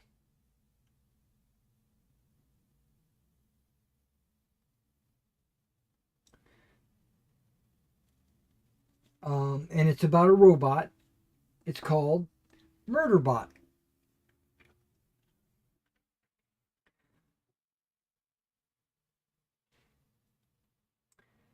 And episode 3 aired. So I've watched a total of 3 episodes. And it was weird because episode 3 was only like 30 minutes long. And I was like, wait a second, why is this so short?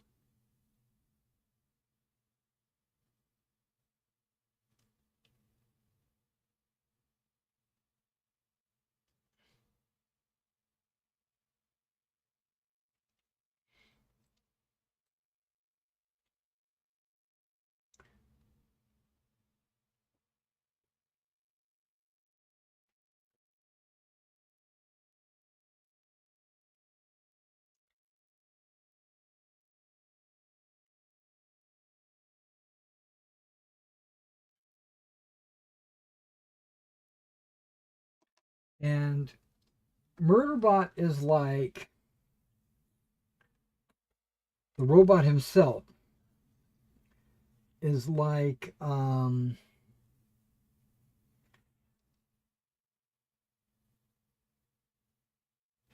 he's not what you would think of as a murder bot. Like if you called someone a murder bot, you would immediately think he's going around killing everybody, Freddy Krueger style or whatever. He's like the Terminator. No. He is a robot, works for a security company. He's rented by some hippies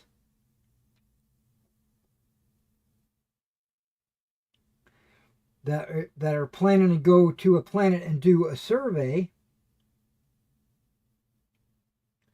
This is probably all spoilers. I'm going to try not to ruin it for you. I'm not going to give you any like serious details, but he goes to this, I mean, he gets hired by, I don't know if he's bought or if he's rented, right? But he's either bought or rented by from this company by these hippies.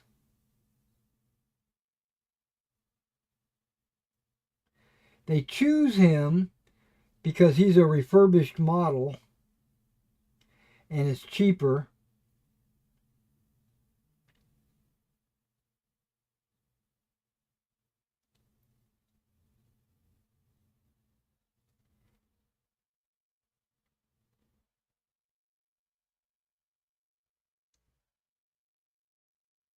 And this robot has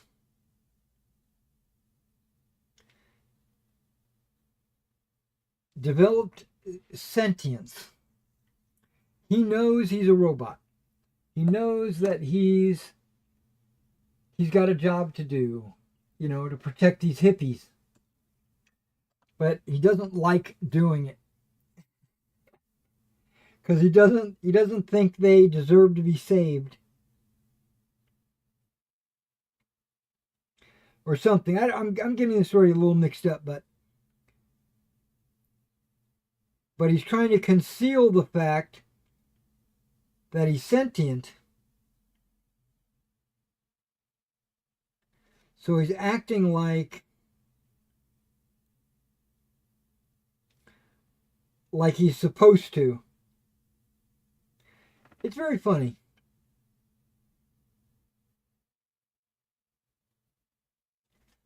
The majority of the show, one part of the show that I really like, or I should say it works really good in this show, this robot's got an internal monologue, right? That he's talking to the audience. Like, I really hate this guy.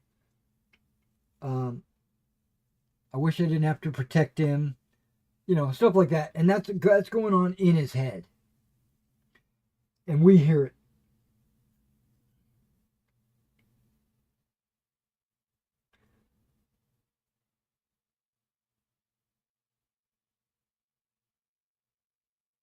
And yeah, there's a threat. There's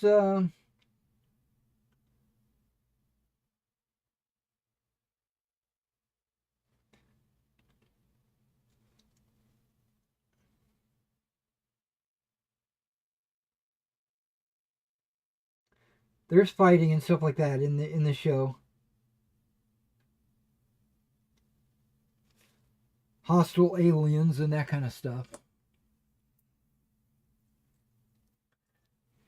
But I don't want to ruin it. Which I probably already did, but get over it.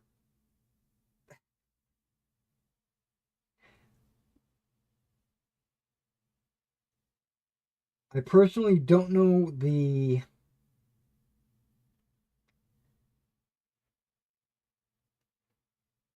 Um, I don't know. Nobody does because there's only been 3 episodes. I was going to say there's not really a whole lot to know about the show, but more and more is getting revealed every episode until eventually we'll be like, oh, we know all about it.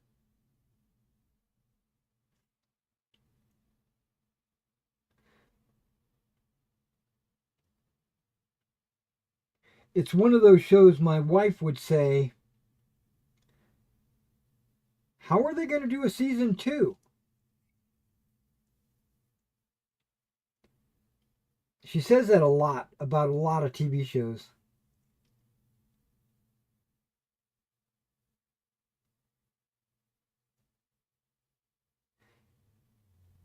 But this is one of them that I would be like, I don't know.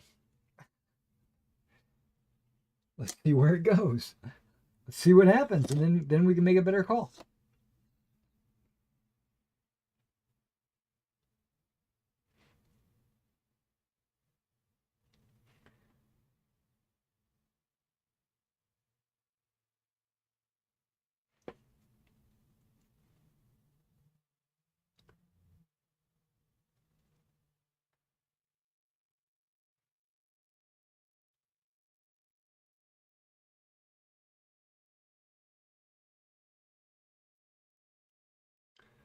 Normally, I would hold off on doing hats until after I did hair.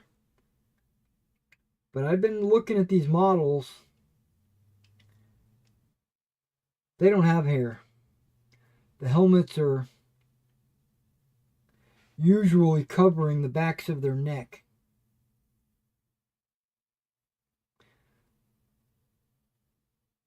Like this guy is an extreme case. His helmet is actually resting on his back because he's laying prone.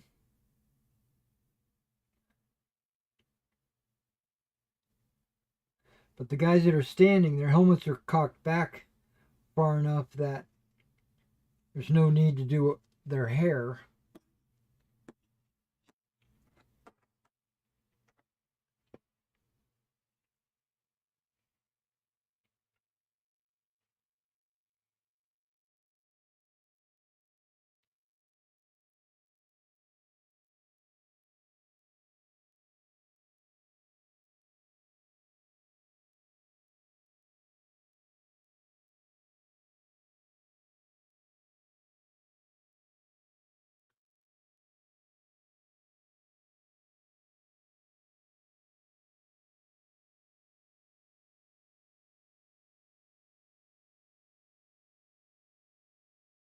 This is a really good olive color.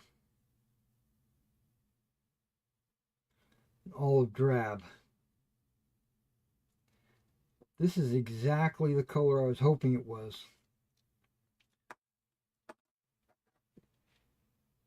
Mig, you did a good job.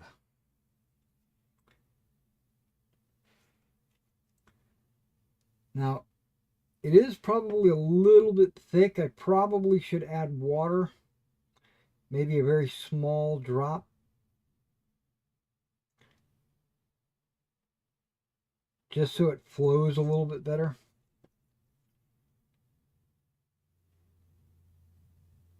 Which is usually a good sign, because that means there's really good coverage.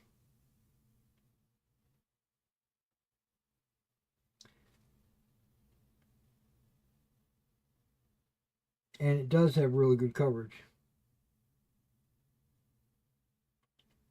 But we'll find out once I add a drop of water if that messes it up or not.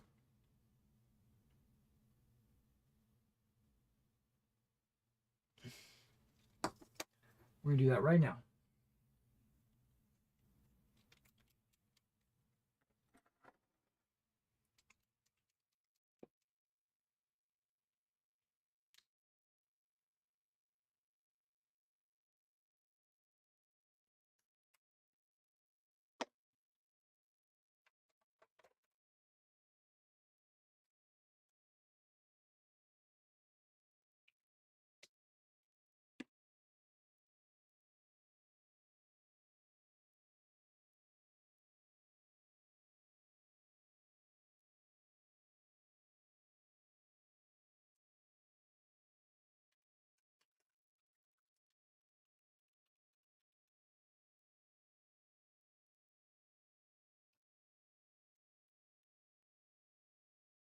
Oh, these glasses and yeah, these glasses are pushing up against my ear. They're probably a little bit too small for me. Width-wise, they're probably made for a smaller person.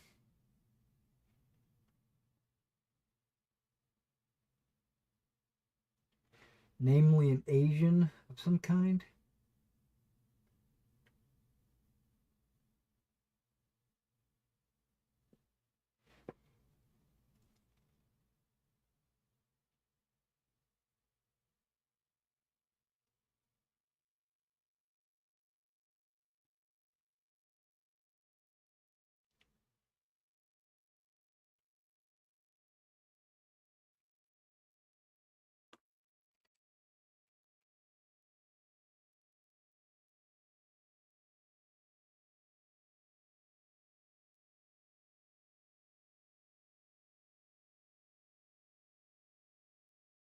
There is a little bug flying around here. I don't know if he's a gnat or a fly or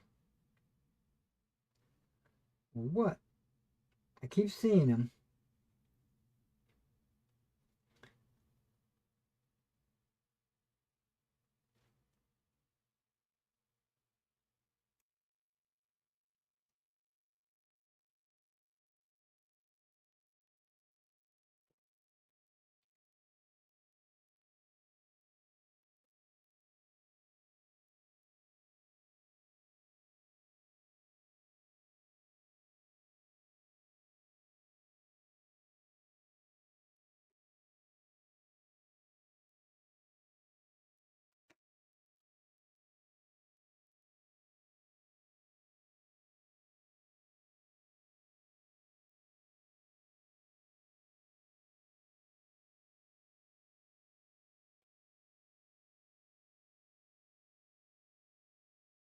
So they pushed back by 6 to 8 months 2 of the Marvel movies. The Avengers Doomsday and Avengers Secret Wars.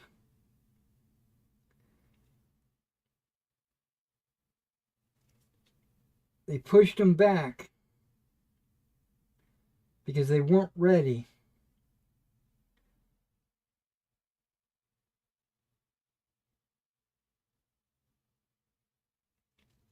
And I personally think that was probably the right thing to do. Because if they're not ready, don't push it out just because you arbitrarily picked a date.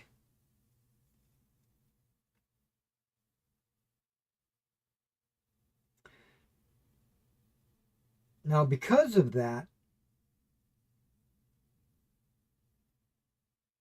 that affects one of their other movies, Spider-Man.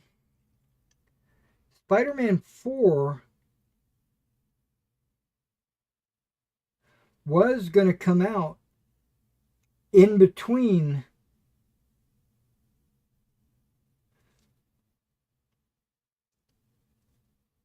Doomsday and Secret Wars, and people were all theorizing that it would have some impact on that, and they would, continue the story in Spider-Man, and then, which would make Spider-Man like an Avenger, basically.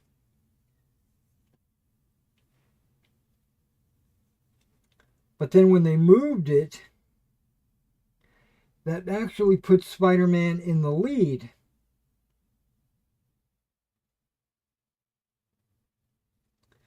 So that means Spider-Man will come out,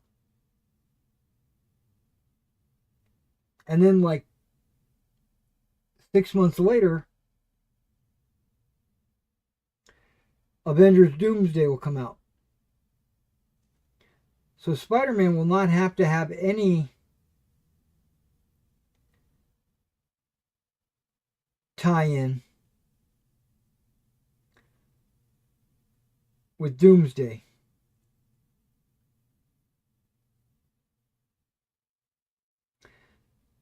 I just painted these machine gun ammo cans OD green as well.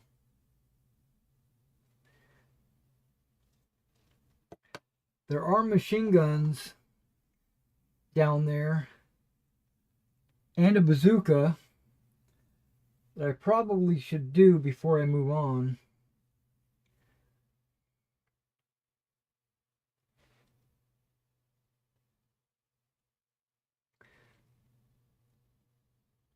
But the machine guns, I think I'm going to paint their tripod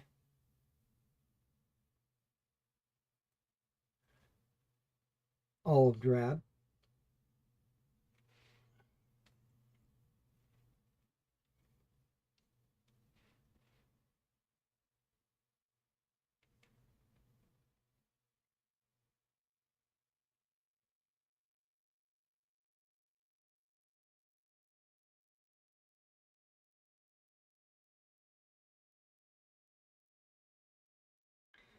There's also a rumor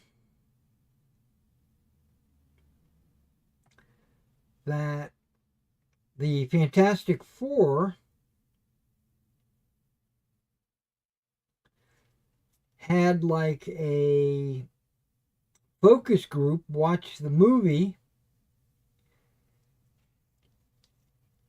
and came back and told them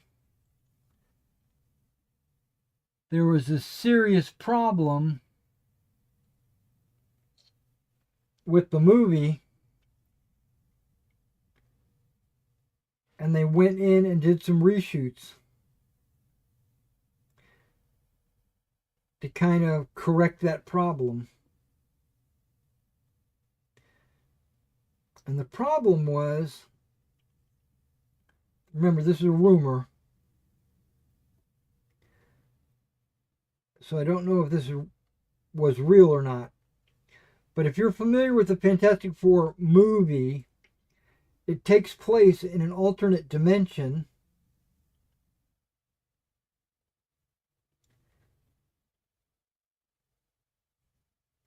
And the Fantastic Four come to our dimension for whatever reason. And apparently in this focus group,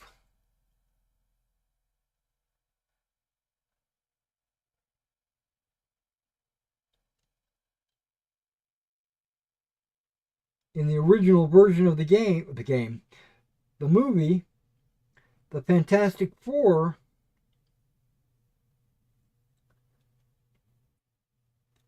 fled their Earth to come to our Earth.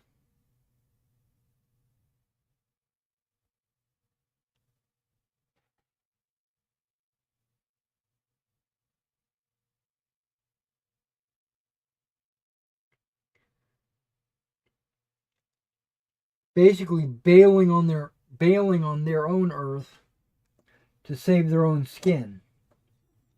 And that didn't go over well with the audience. That these guys weren't heroes. They were selfish pricks.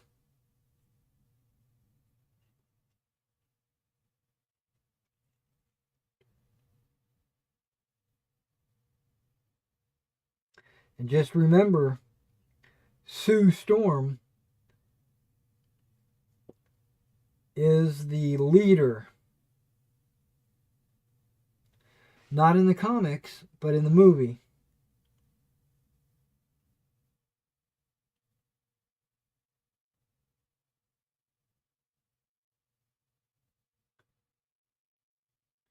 In the comics, Reed Richards is the leader.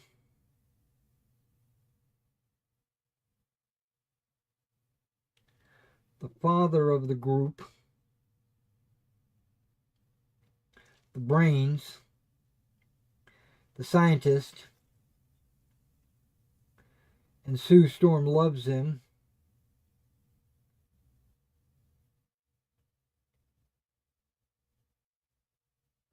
And they have a kid together, a son. Can't remember his name.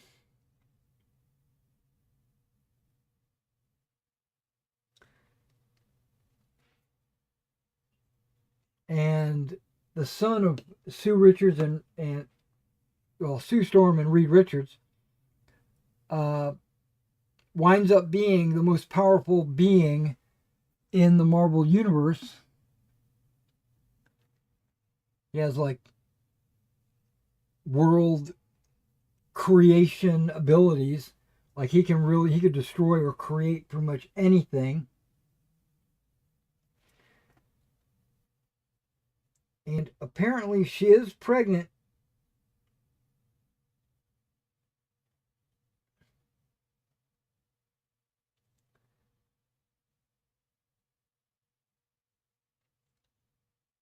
But someone said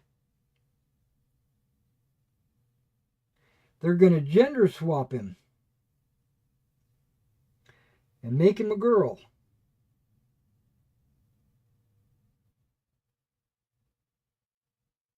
Because of whammons.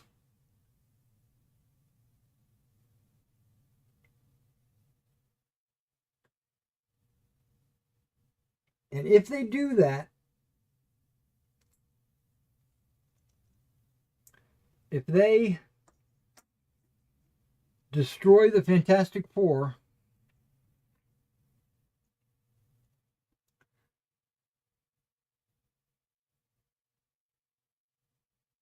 I think I'm going to stop watching all Marvel.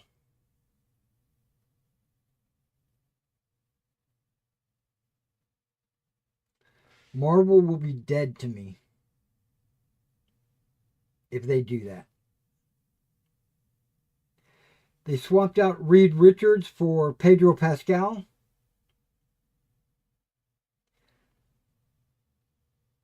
But you know what? I'm okay with that. I think Pedro's a good actor. And I'm not locked in that Reed Richards has to be some Anglo-Saxon. I think he can be a Reed Richards. That's fine.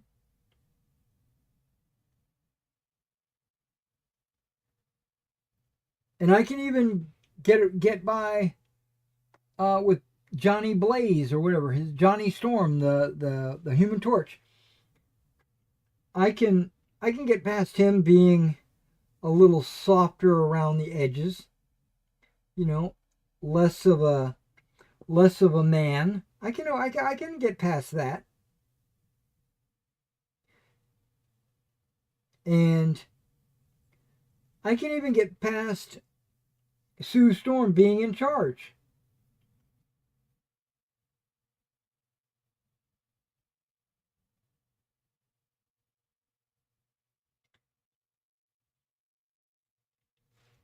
All of these things contradict what's in the comics, but I'm okay with it. Most of it I'm okay with. It's no big deal.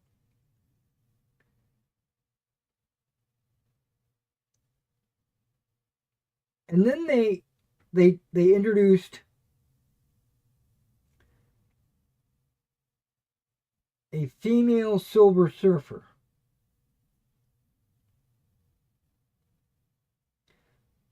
Which, believe it or not, I'm okay with that. Knowing that universe is about to get destroyed, along with the female Silver Surfer, and they didn't want to waste Norrin Rad, the male Silver Surfer, in a dimension that was going to be destroyed. So I'm almost okay with it.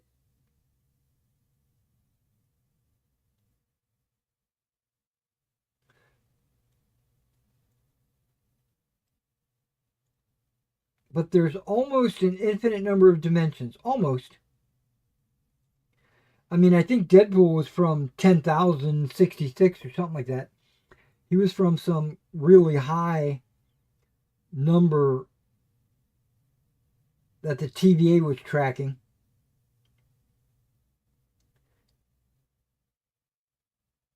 And in all of those, except one, it was a male Silver Surfer.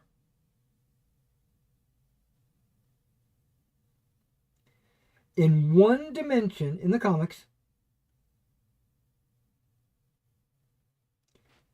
there was a female Silver Surfer. And she was in one episode or one comic.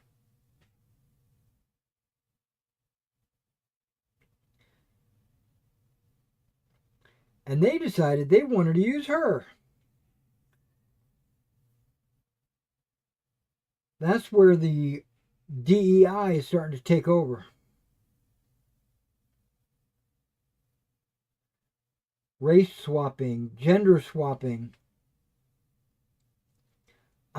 pushing different ideologies.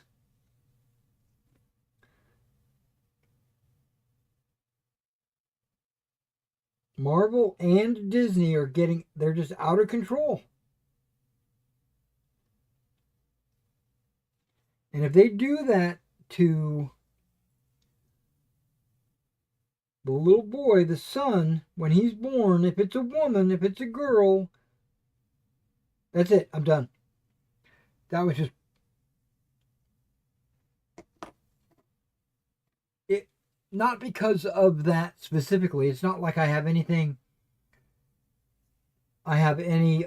affiliation with this little kid, or I couldn't care less one way or another if he was a boy or a girl.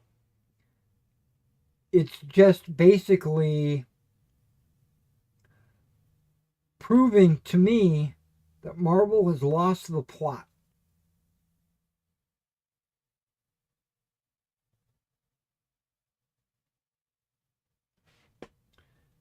And then talking about the X-Men. They're talking about making the new X-Men now that they have gotten the permissions or the licenses or the rights or whatever it is from Sony to do the X-Men.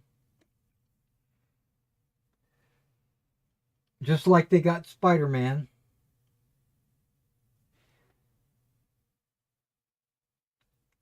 They also got like Daredevil and Punisher and Iron Fist and all those guys from Netflix. So basically everything is coming home. All the contracts are expiring or something. So they're making the X-Men, but instead of making it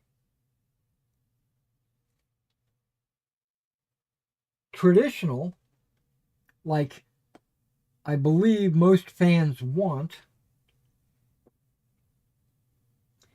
they're talking about making both Xavier and Magneto black.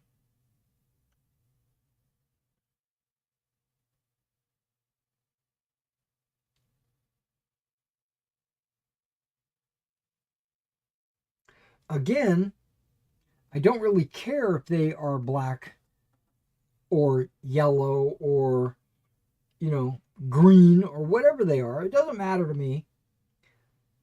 But that's just one more nail in the we have to change everything coffin.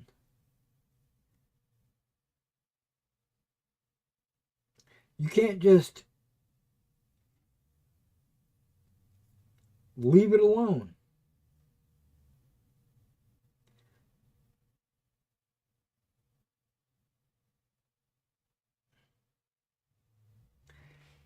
And they made a female Iron Man. Her name is Ironheart.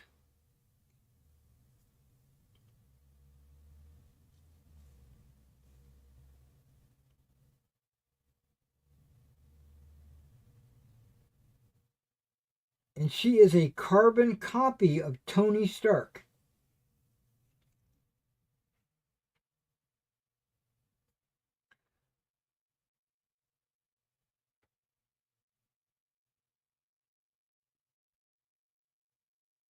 And her suit looks like, I don't know. I'm going to have to say bad things about it, but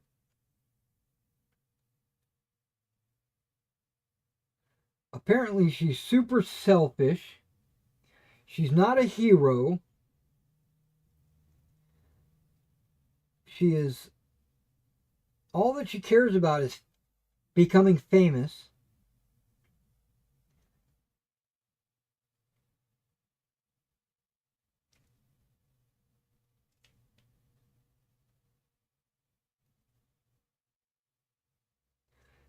And I'm going to admit, I don't plan to watch it. I don't plan to watch one episode of that show. I have Disney Plus, but I'm not going to watch Ironheart. I'm not going to waste my time.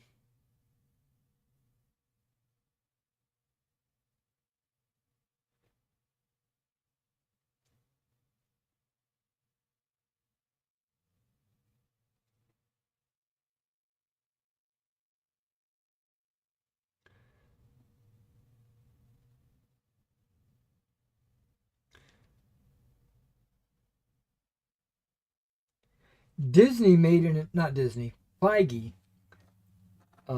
made an announcement about why the movie quality has gone down, why the sales have gone down, and the viewership has gone down since the good old days of the Infinity Saga and all that.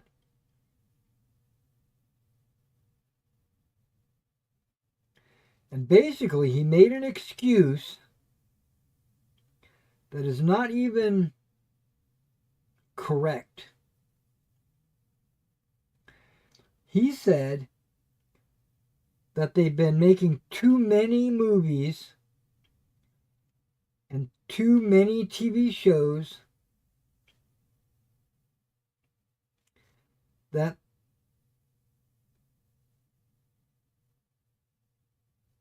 they were emphasizing quantity over quality.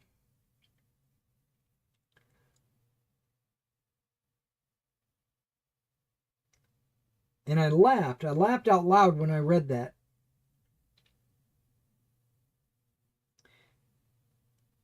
He said it was starting to feel like a homework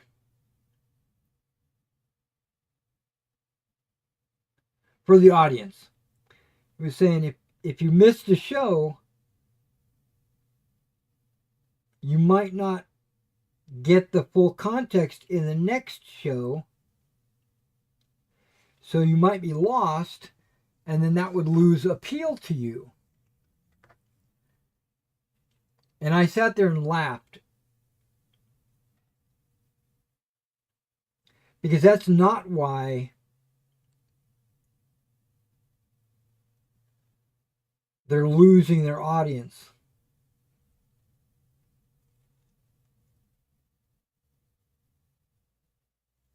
They're losing their audience because they are pandering to 5% of our country the world. Let me rephrase that. They're pandering to 5% of the world.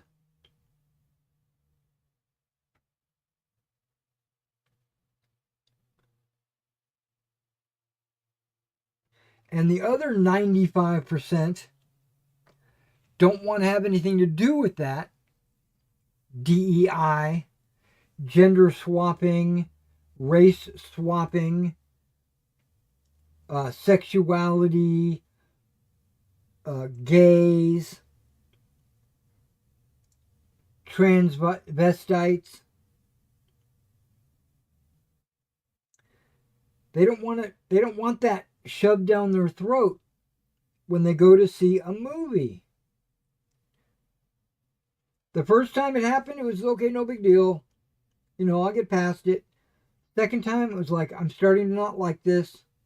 The third time, they were like, okay, I'm done with this. And then people stop watching because they don't want that stuff shoved down their throats.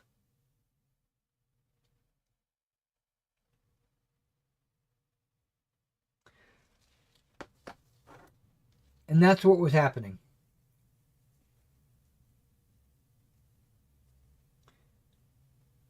So people started voting with their wallet.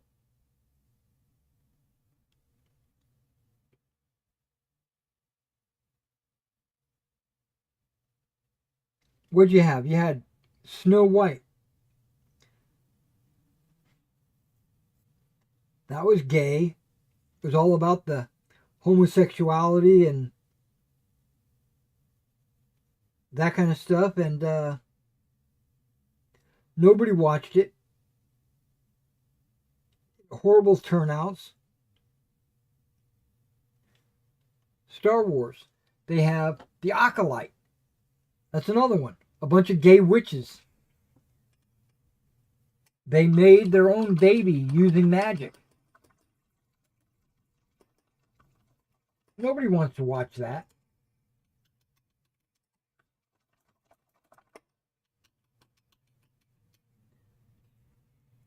And that's what the problem was.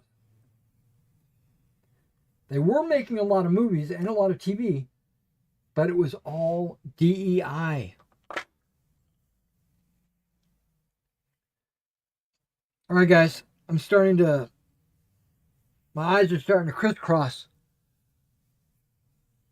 So that's the end of the stream. I appreciate you guys hanging out. We got the olive drab on the helmets done. And the tripods for the machine guns. I probably should do the bipod for the BAR. There's a guy carrying a tripod in his hand. I know I didn't paint him. I probably should. But the green was out, so I figured it was time to quit. There are some anti-tank gun shells and stuff like that. They probably should get an olive drab coat as well. No. Maybe the tip should get an olive drab, but the shell of it should be brass, except for the bazooka ones. Those should all be olive drab. Yeah, so I'm going to leave this olive drab out because it's actually a really good color. Strongly love it. Yeah, I mean these guys are coming along. Hopefully, I wanted to have them done tonight. To be honest, I probably will not have them done tonight. Probably not. They're taking longer than anticipated. Really, I've only painted them on them for about 4 hours. I painted 2 or 3 hours yesterday and 2 or 3 hours today. So, it's not bad. Another 2 or 3 hours and I think they'll be done. I hope. Oh, there is a color I need to get out. Tires. Tire rubber. Got to do those tires. Okay. Thanks, guys. Take care. Oh man, there's a million chats that I missed. Sorry. Let me get these chats. RPG Grandma, hello. You can do a lot with gunmetal. That's right, you can. Something makes sense. I don't know what you're talking about, but okay. And which show I had to step away? Murderbot. That's my new show. It's funny as hell. I'm not gonna say it's funny as hell. That's a lie. It's got some kind of subtle humor. It's really a science fiction show, but there is humor involved. I like it a lot. Okay. Then we got hi, just checking in. Hey Joseph, wonderful. They think we are stupid. Yeah. If you're talking about Marvel, yeah, you're absolutely right. So when no one is interested in their bad shows, clearly we are to love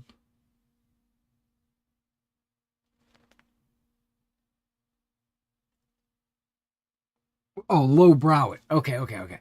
I'm having a hard time seeing my monitor because my eyes are going crazy. We have to lowbrow understand it. Right. The writing is terrible.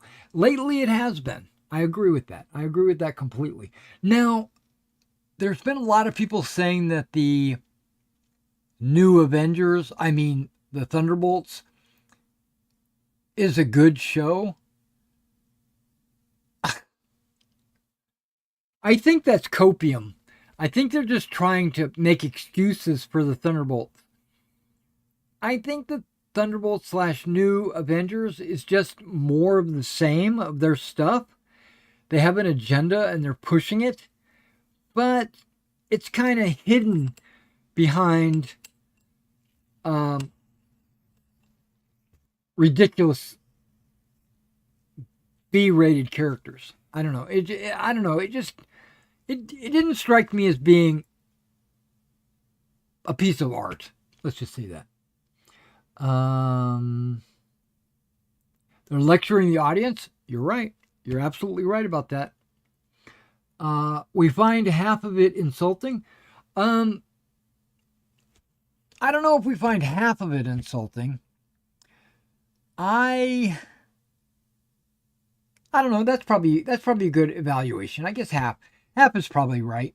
Some of it I don't mind.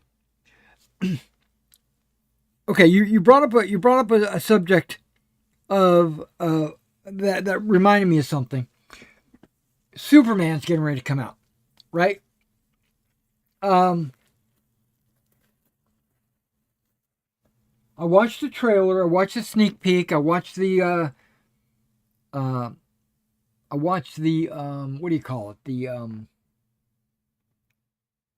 teaser trailer, right? So those are the only things I've really seen. It looks like it's going to be a good movie. I think it's going to be a great movie. Let me back that up. I think it's going to be a great movie. I'm going to try to get my family to go with me on the 11th and actually go to the theater and watch it together. That's how much I think this Superman movie is going to be good. Am I a huge Superman fan? Not really. But I think this movie is going to be good. Having said that,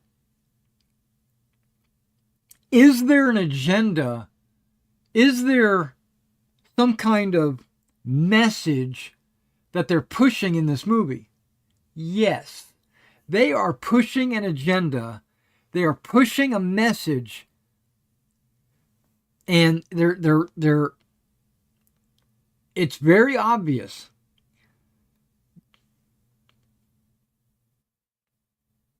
To me, because I'm hypersensitive about this. But they're doing it in such a way. They're doing it in a way that is subtle. It's hidden in the background. it's kind of like you don't really realize it, that they're pushing this agenda. And that is good. Because movies, ever since the silent movies, all the way up, for 100 years, movies have all been a tool to push an agenda. So that's always been that way. But the best movies are the ones that make you think, like, I wonder. Yeah, that may be. Not, oh my God, they're saying it again. Those are the ones I don't like. And that's what Marvel is doing. Marvel is going, you have to believe this, you have to believe that. And Superman is like, hey. And we're like, yeah, maybe he's right. Yeah, that kind. And this is my proof. And it's not really proof. It's an anecdote. But this is my observation, let's just say. Scientific observation. I decided to watch a bunch of people's reactions, which I enjoy watching reactions to various movies and TV shows. And I noticed there's a lot of people out there reacting to the Superman trailer. There's a bunch of them. A bunch of people I've never seen before, but have big channels. They just don't show up on my feed. They don't just pop up. So I basically, by looking for them, I found them. And this is kind of heartening. This was kind of, it made me feel good. I'm getting emotional. Let me catch my breath. I started to get emotional.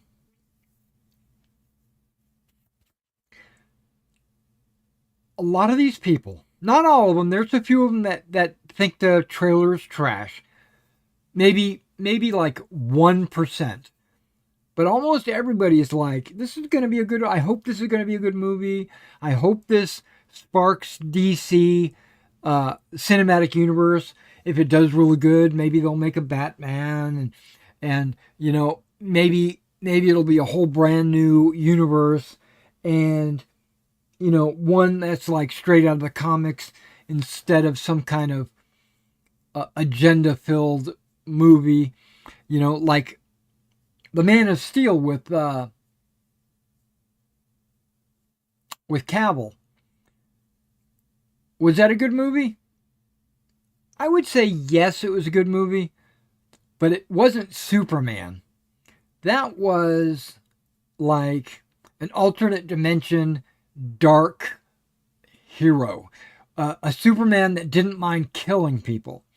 That is Henry Cavill's Superman. This Superman is going to be a good guy. He's going to be a hero to people. He's going to try to save lives, that kind of stuff. And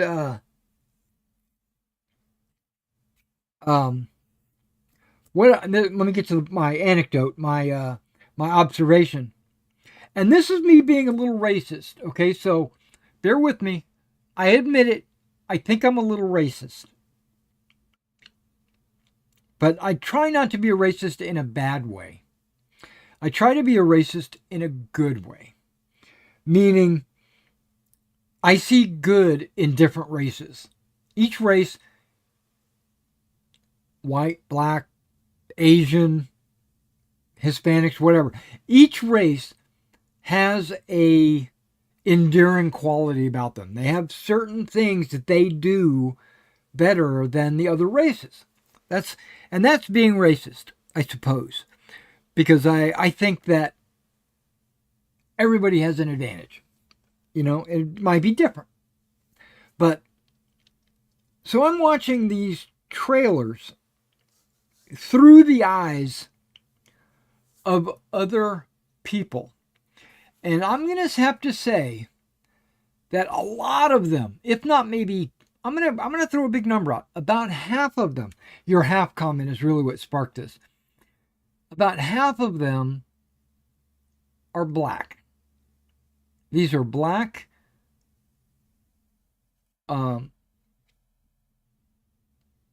Superman fans.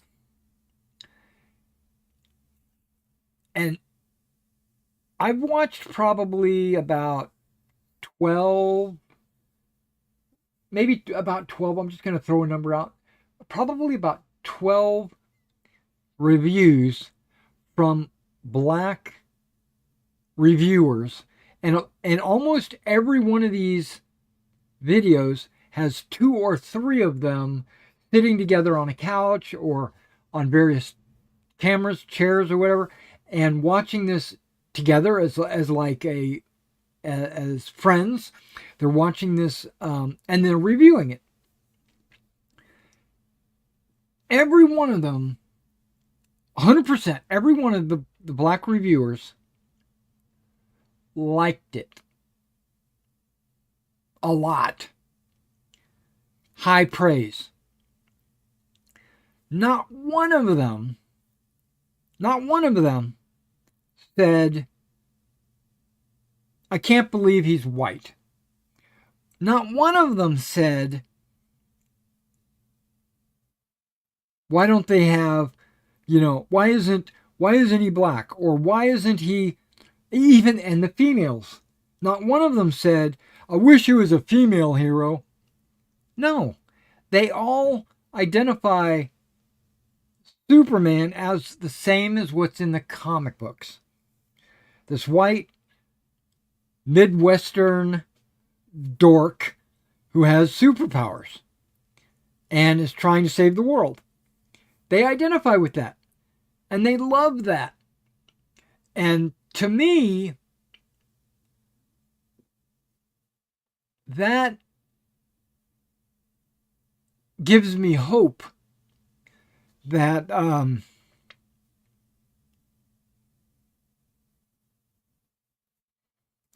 this world is exactly what I think it is. And that is not as racist as some people would claim it to be. There is a community.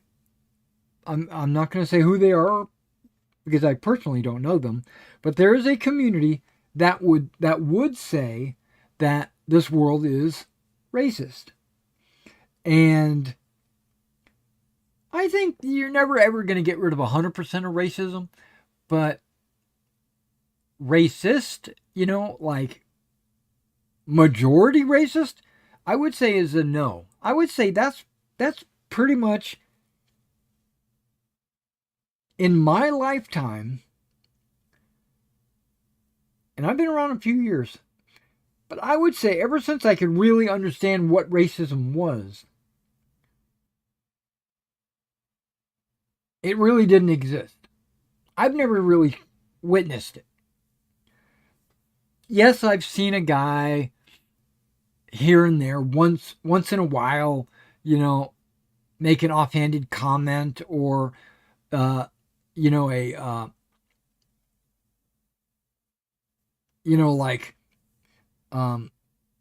something might have happened that you're like, damn, why'd you do that? Well, that kind of thing goes both ways. But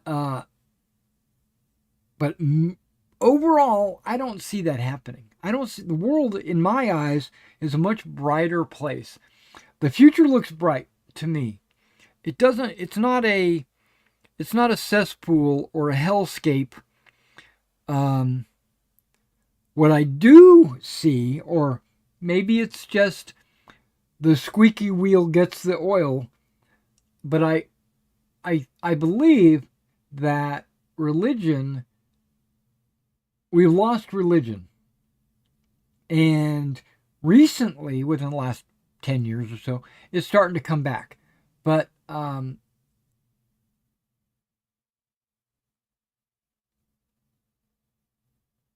But I can't really speak from knowledge on that. Okay, so what do we got? Let me continue on my chat because I'm trying to get out of here. I hope Superman will be good. Me too. I do hope it's good. I plan to go watch it, though. They will give awards to films that no one has heard of.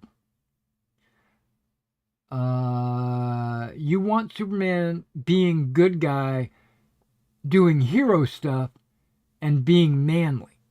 That's exactly right.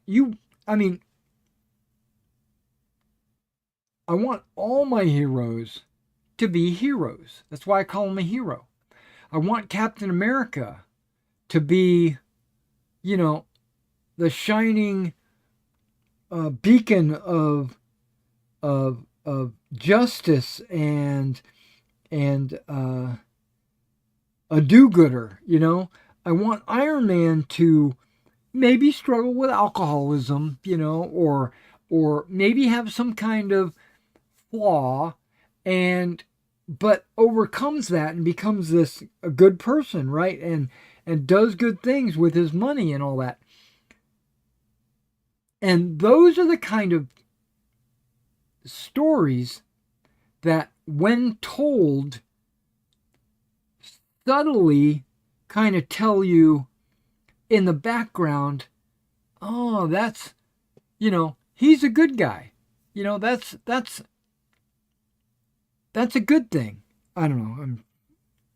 But you get it. I think you get it 100%. He is an established character with specific personality traits and backgrounds. Yeah, he's been around for forever, A lot of people are making comments that this Superman reminds them of the Christopher Reeve, rest in peace, the Christopher Reeve Superman, which I'm not going to say that's high praise, because Christopher Reeve's Superman was, I don't know, I kind of like, I don't know, it kind of reminded me of the Adam West Batman, it was like, pow, sock, crash, that kind of stuff. And that's straight out of the comics, but I don't need to see that on the big screen.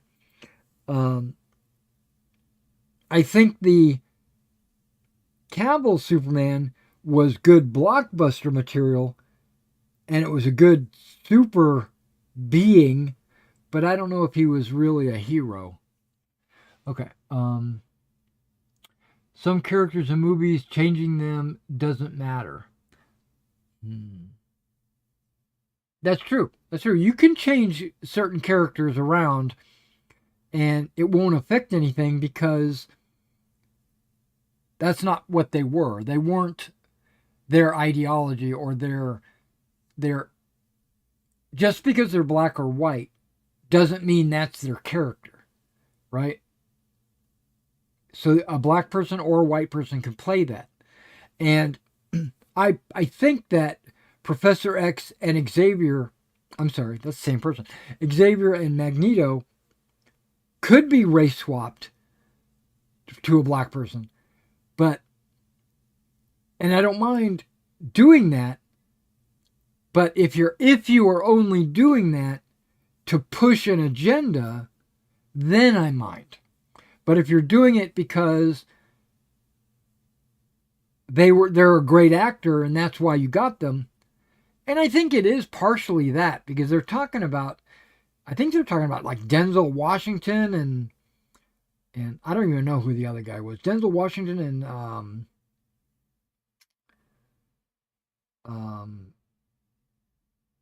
I can picture him in my mind, but I can't think of his name.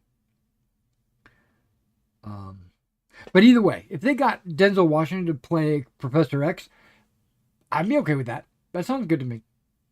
But if you took Wolverine and you made him a woman, I would have a problem with that.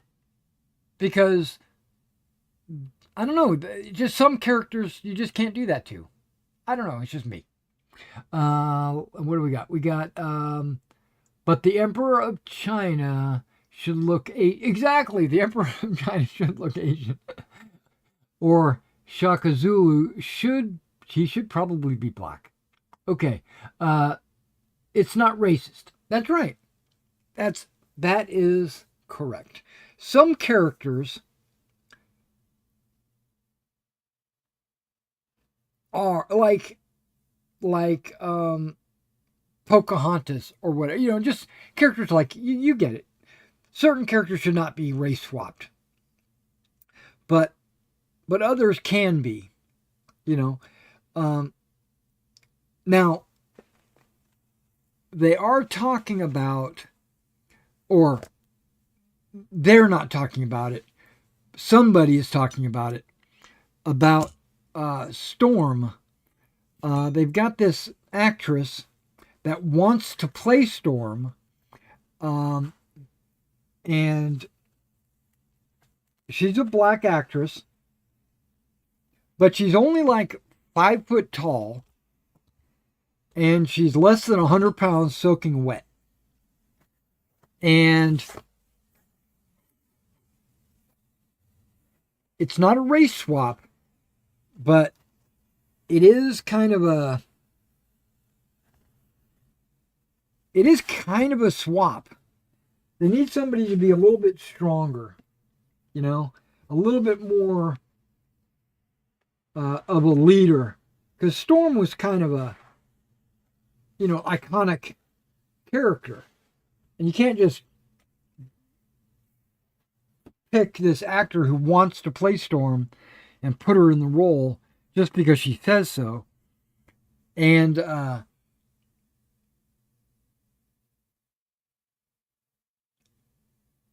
somebody was saying they should grab this, I don't know the names, but they should grab this one specific wrestler because she would make a really good Storm. And the response to that was, she looks and physically she would be a really good looking Storm, but she can't act worth a damn. So that's a struggle. I got, as a filmmaker, I can see where that would be a struggle. You got to find someone that looks right and can act. But on the other hand, you got to drop the stories where you're trying to push LGBTQ stuff, and where you're trying to push racism or other messages like that. I was bringing it up in Superman because of all the all these reviewers that brought it up. None of them were racist, not one. And they're basically counter-racist. I don't know if that's a word, but they were very into it. They understood, and they were fans. They bought the comics. They had, some of them have like Superman action figures on the wall, on the shelves behind them and stuff like that. And if they were racist, they wouldn't have those kind of feelings. They wouldn't support a white superhero.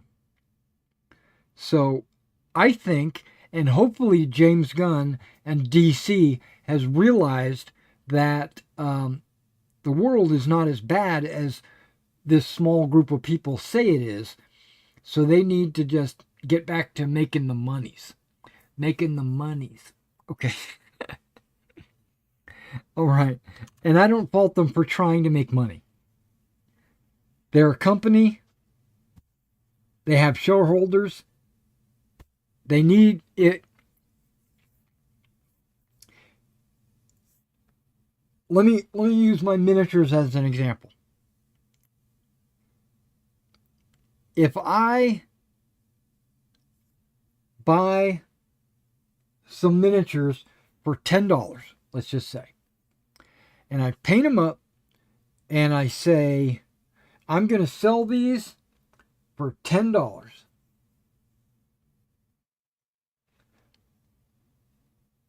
That would be ridiculous, right? And so when they spend $100 million on a movie, and then it makes $100 million in the theater, some people say, "Oh, they got their money back. You know, they succeeded." No, they didn't, because what they did was they broke even, and okay, nobody's crying because they broke even, but they just spent a year and a half to 2 years, wasted their lives because they were trying to make this movie great, and it came out being a break even. But if they make it for $100 million and then it sells in the theater for $200 million, now they can take their money back, put it back in their bank or whatever, and now they've got that cushion or that profit of $100 million, and they can say, "Hey, we can make another $100 million movie." They make $200 million, and that's the way it works. And that's the way my painting works. I buy some figures for $10, I paint them, and sell them for 20. You know. Okay, sorry about that, guys. For instance, 007 needs to be British. A dude with class. Makes us all think British. He's a certain stereotype. Oh, you're talking about 007. Didn't they gender swap him out to be a girl? Didn't they make Jamie Bond or something like that? The newest one, I don't even think her name was James. It was something, and I don't know if it was Bond. I think it was just 007. And she was supposed to be the hero. I don't think it went over very well. Speaking of James Bond. Yeah, absolutely. There's certain characters that should be bad guys too. I mean, Lex Luthor, let's say. In the Man of Steel, he was and had a full set of hair. That doesn't make sense. He should have been bald. He wasn't born bald. Well, I guess he might have been born bald. But, I mean, he had hair when he was a kid. And he gradually lost his hair. This is my understanding. I don't know. I don't read haven't read one Superman comic. But he had hair, and something either happened to him, or he lost his hair gradually, or something happened that he lost his hair, and that influenced, it didn't change him, but it influenced him and made him a little bit of a villain. You know? If you had Lex Luthor as a woman, that wouldn't work very well either. Okay, sorry. I can go on forever. Let's not do that. Thank you for hanging out with me, though, and talking smack about the industry that I have no control over. But I'm going to get me some lunch because it's after 12. And then I don't know if I'm going to play Grail Quest. No, it's not Grail Quest. It's Curse of the Grail or something. Hold on. What's it called? Tainted Grail. I don't know if you're interested in this, but there's a computer game. It just came out called Tainted Grail. It's made by a French company. I couldn't tell you exactly what the name of the company is right off the top of my head. Never heard of them. But apparently, this company also makes a tabletop role-playing game called Tainted Grail. And so this Tainted Grail role-playing game was made into a computer game. And it takes place after the fall of Avalon, after the Red Plague, which I think in the Arthurian legend area timeline, it's very late Middle Ages, not early Dark Ages. You know what I mean? But it would be really good as a role-playing game because they got monsters and undead and all that cool stuff. And they got unusual dice. They look like D8s and with different swords and shield symbols on them and stuff. I don't know. And they have cards. It's kind of like a Hero Quest kind of game is what it looks like to me. Like it's a board game labeled as a role-playing game. And now they have a computer game. I downloaded the demo for free. I'm going to check it out. I don't know if I'm going to do that on camera or not. I think I might. But I'm also playing Skyrim. I'm playing Skyrim, and I've gotten further than I've ever gotten before. And I'm playing that late at night, like 1 or 2 a.m. So if you're interested in that, come and check that out.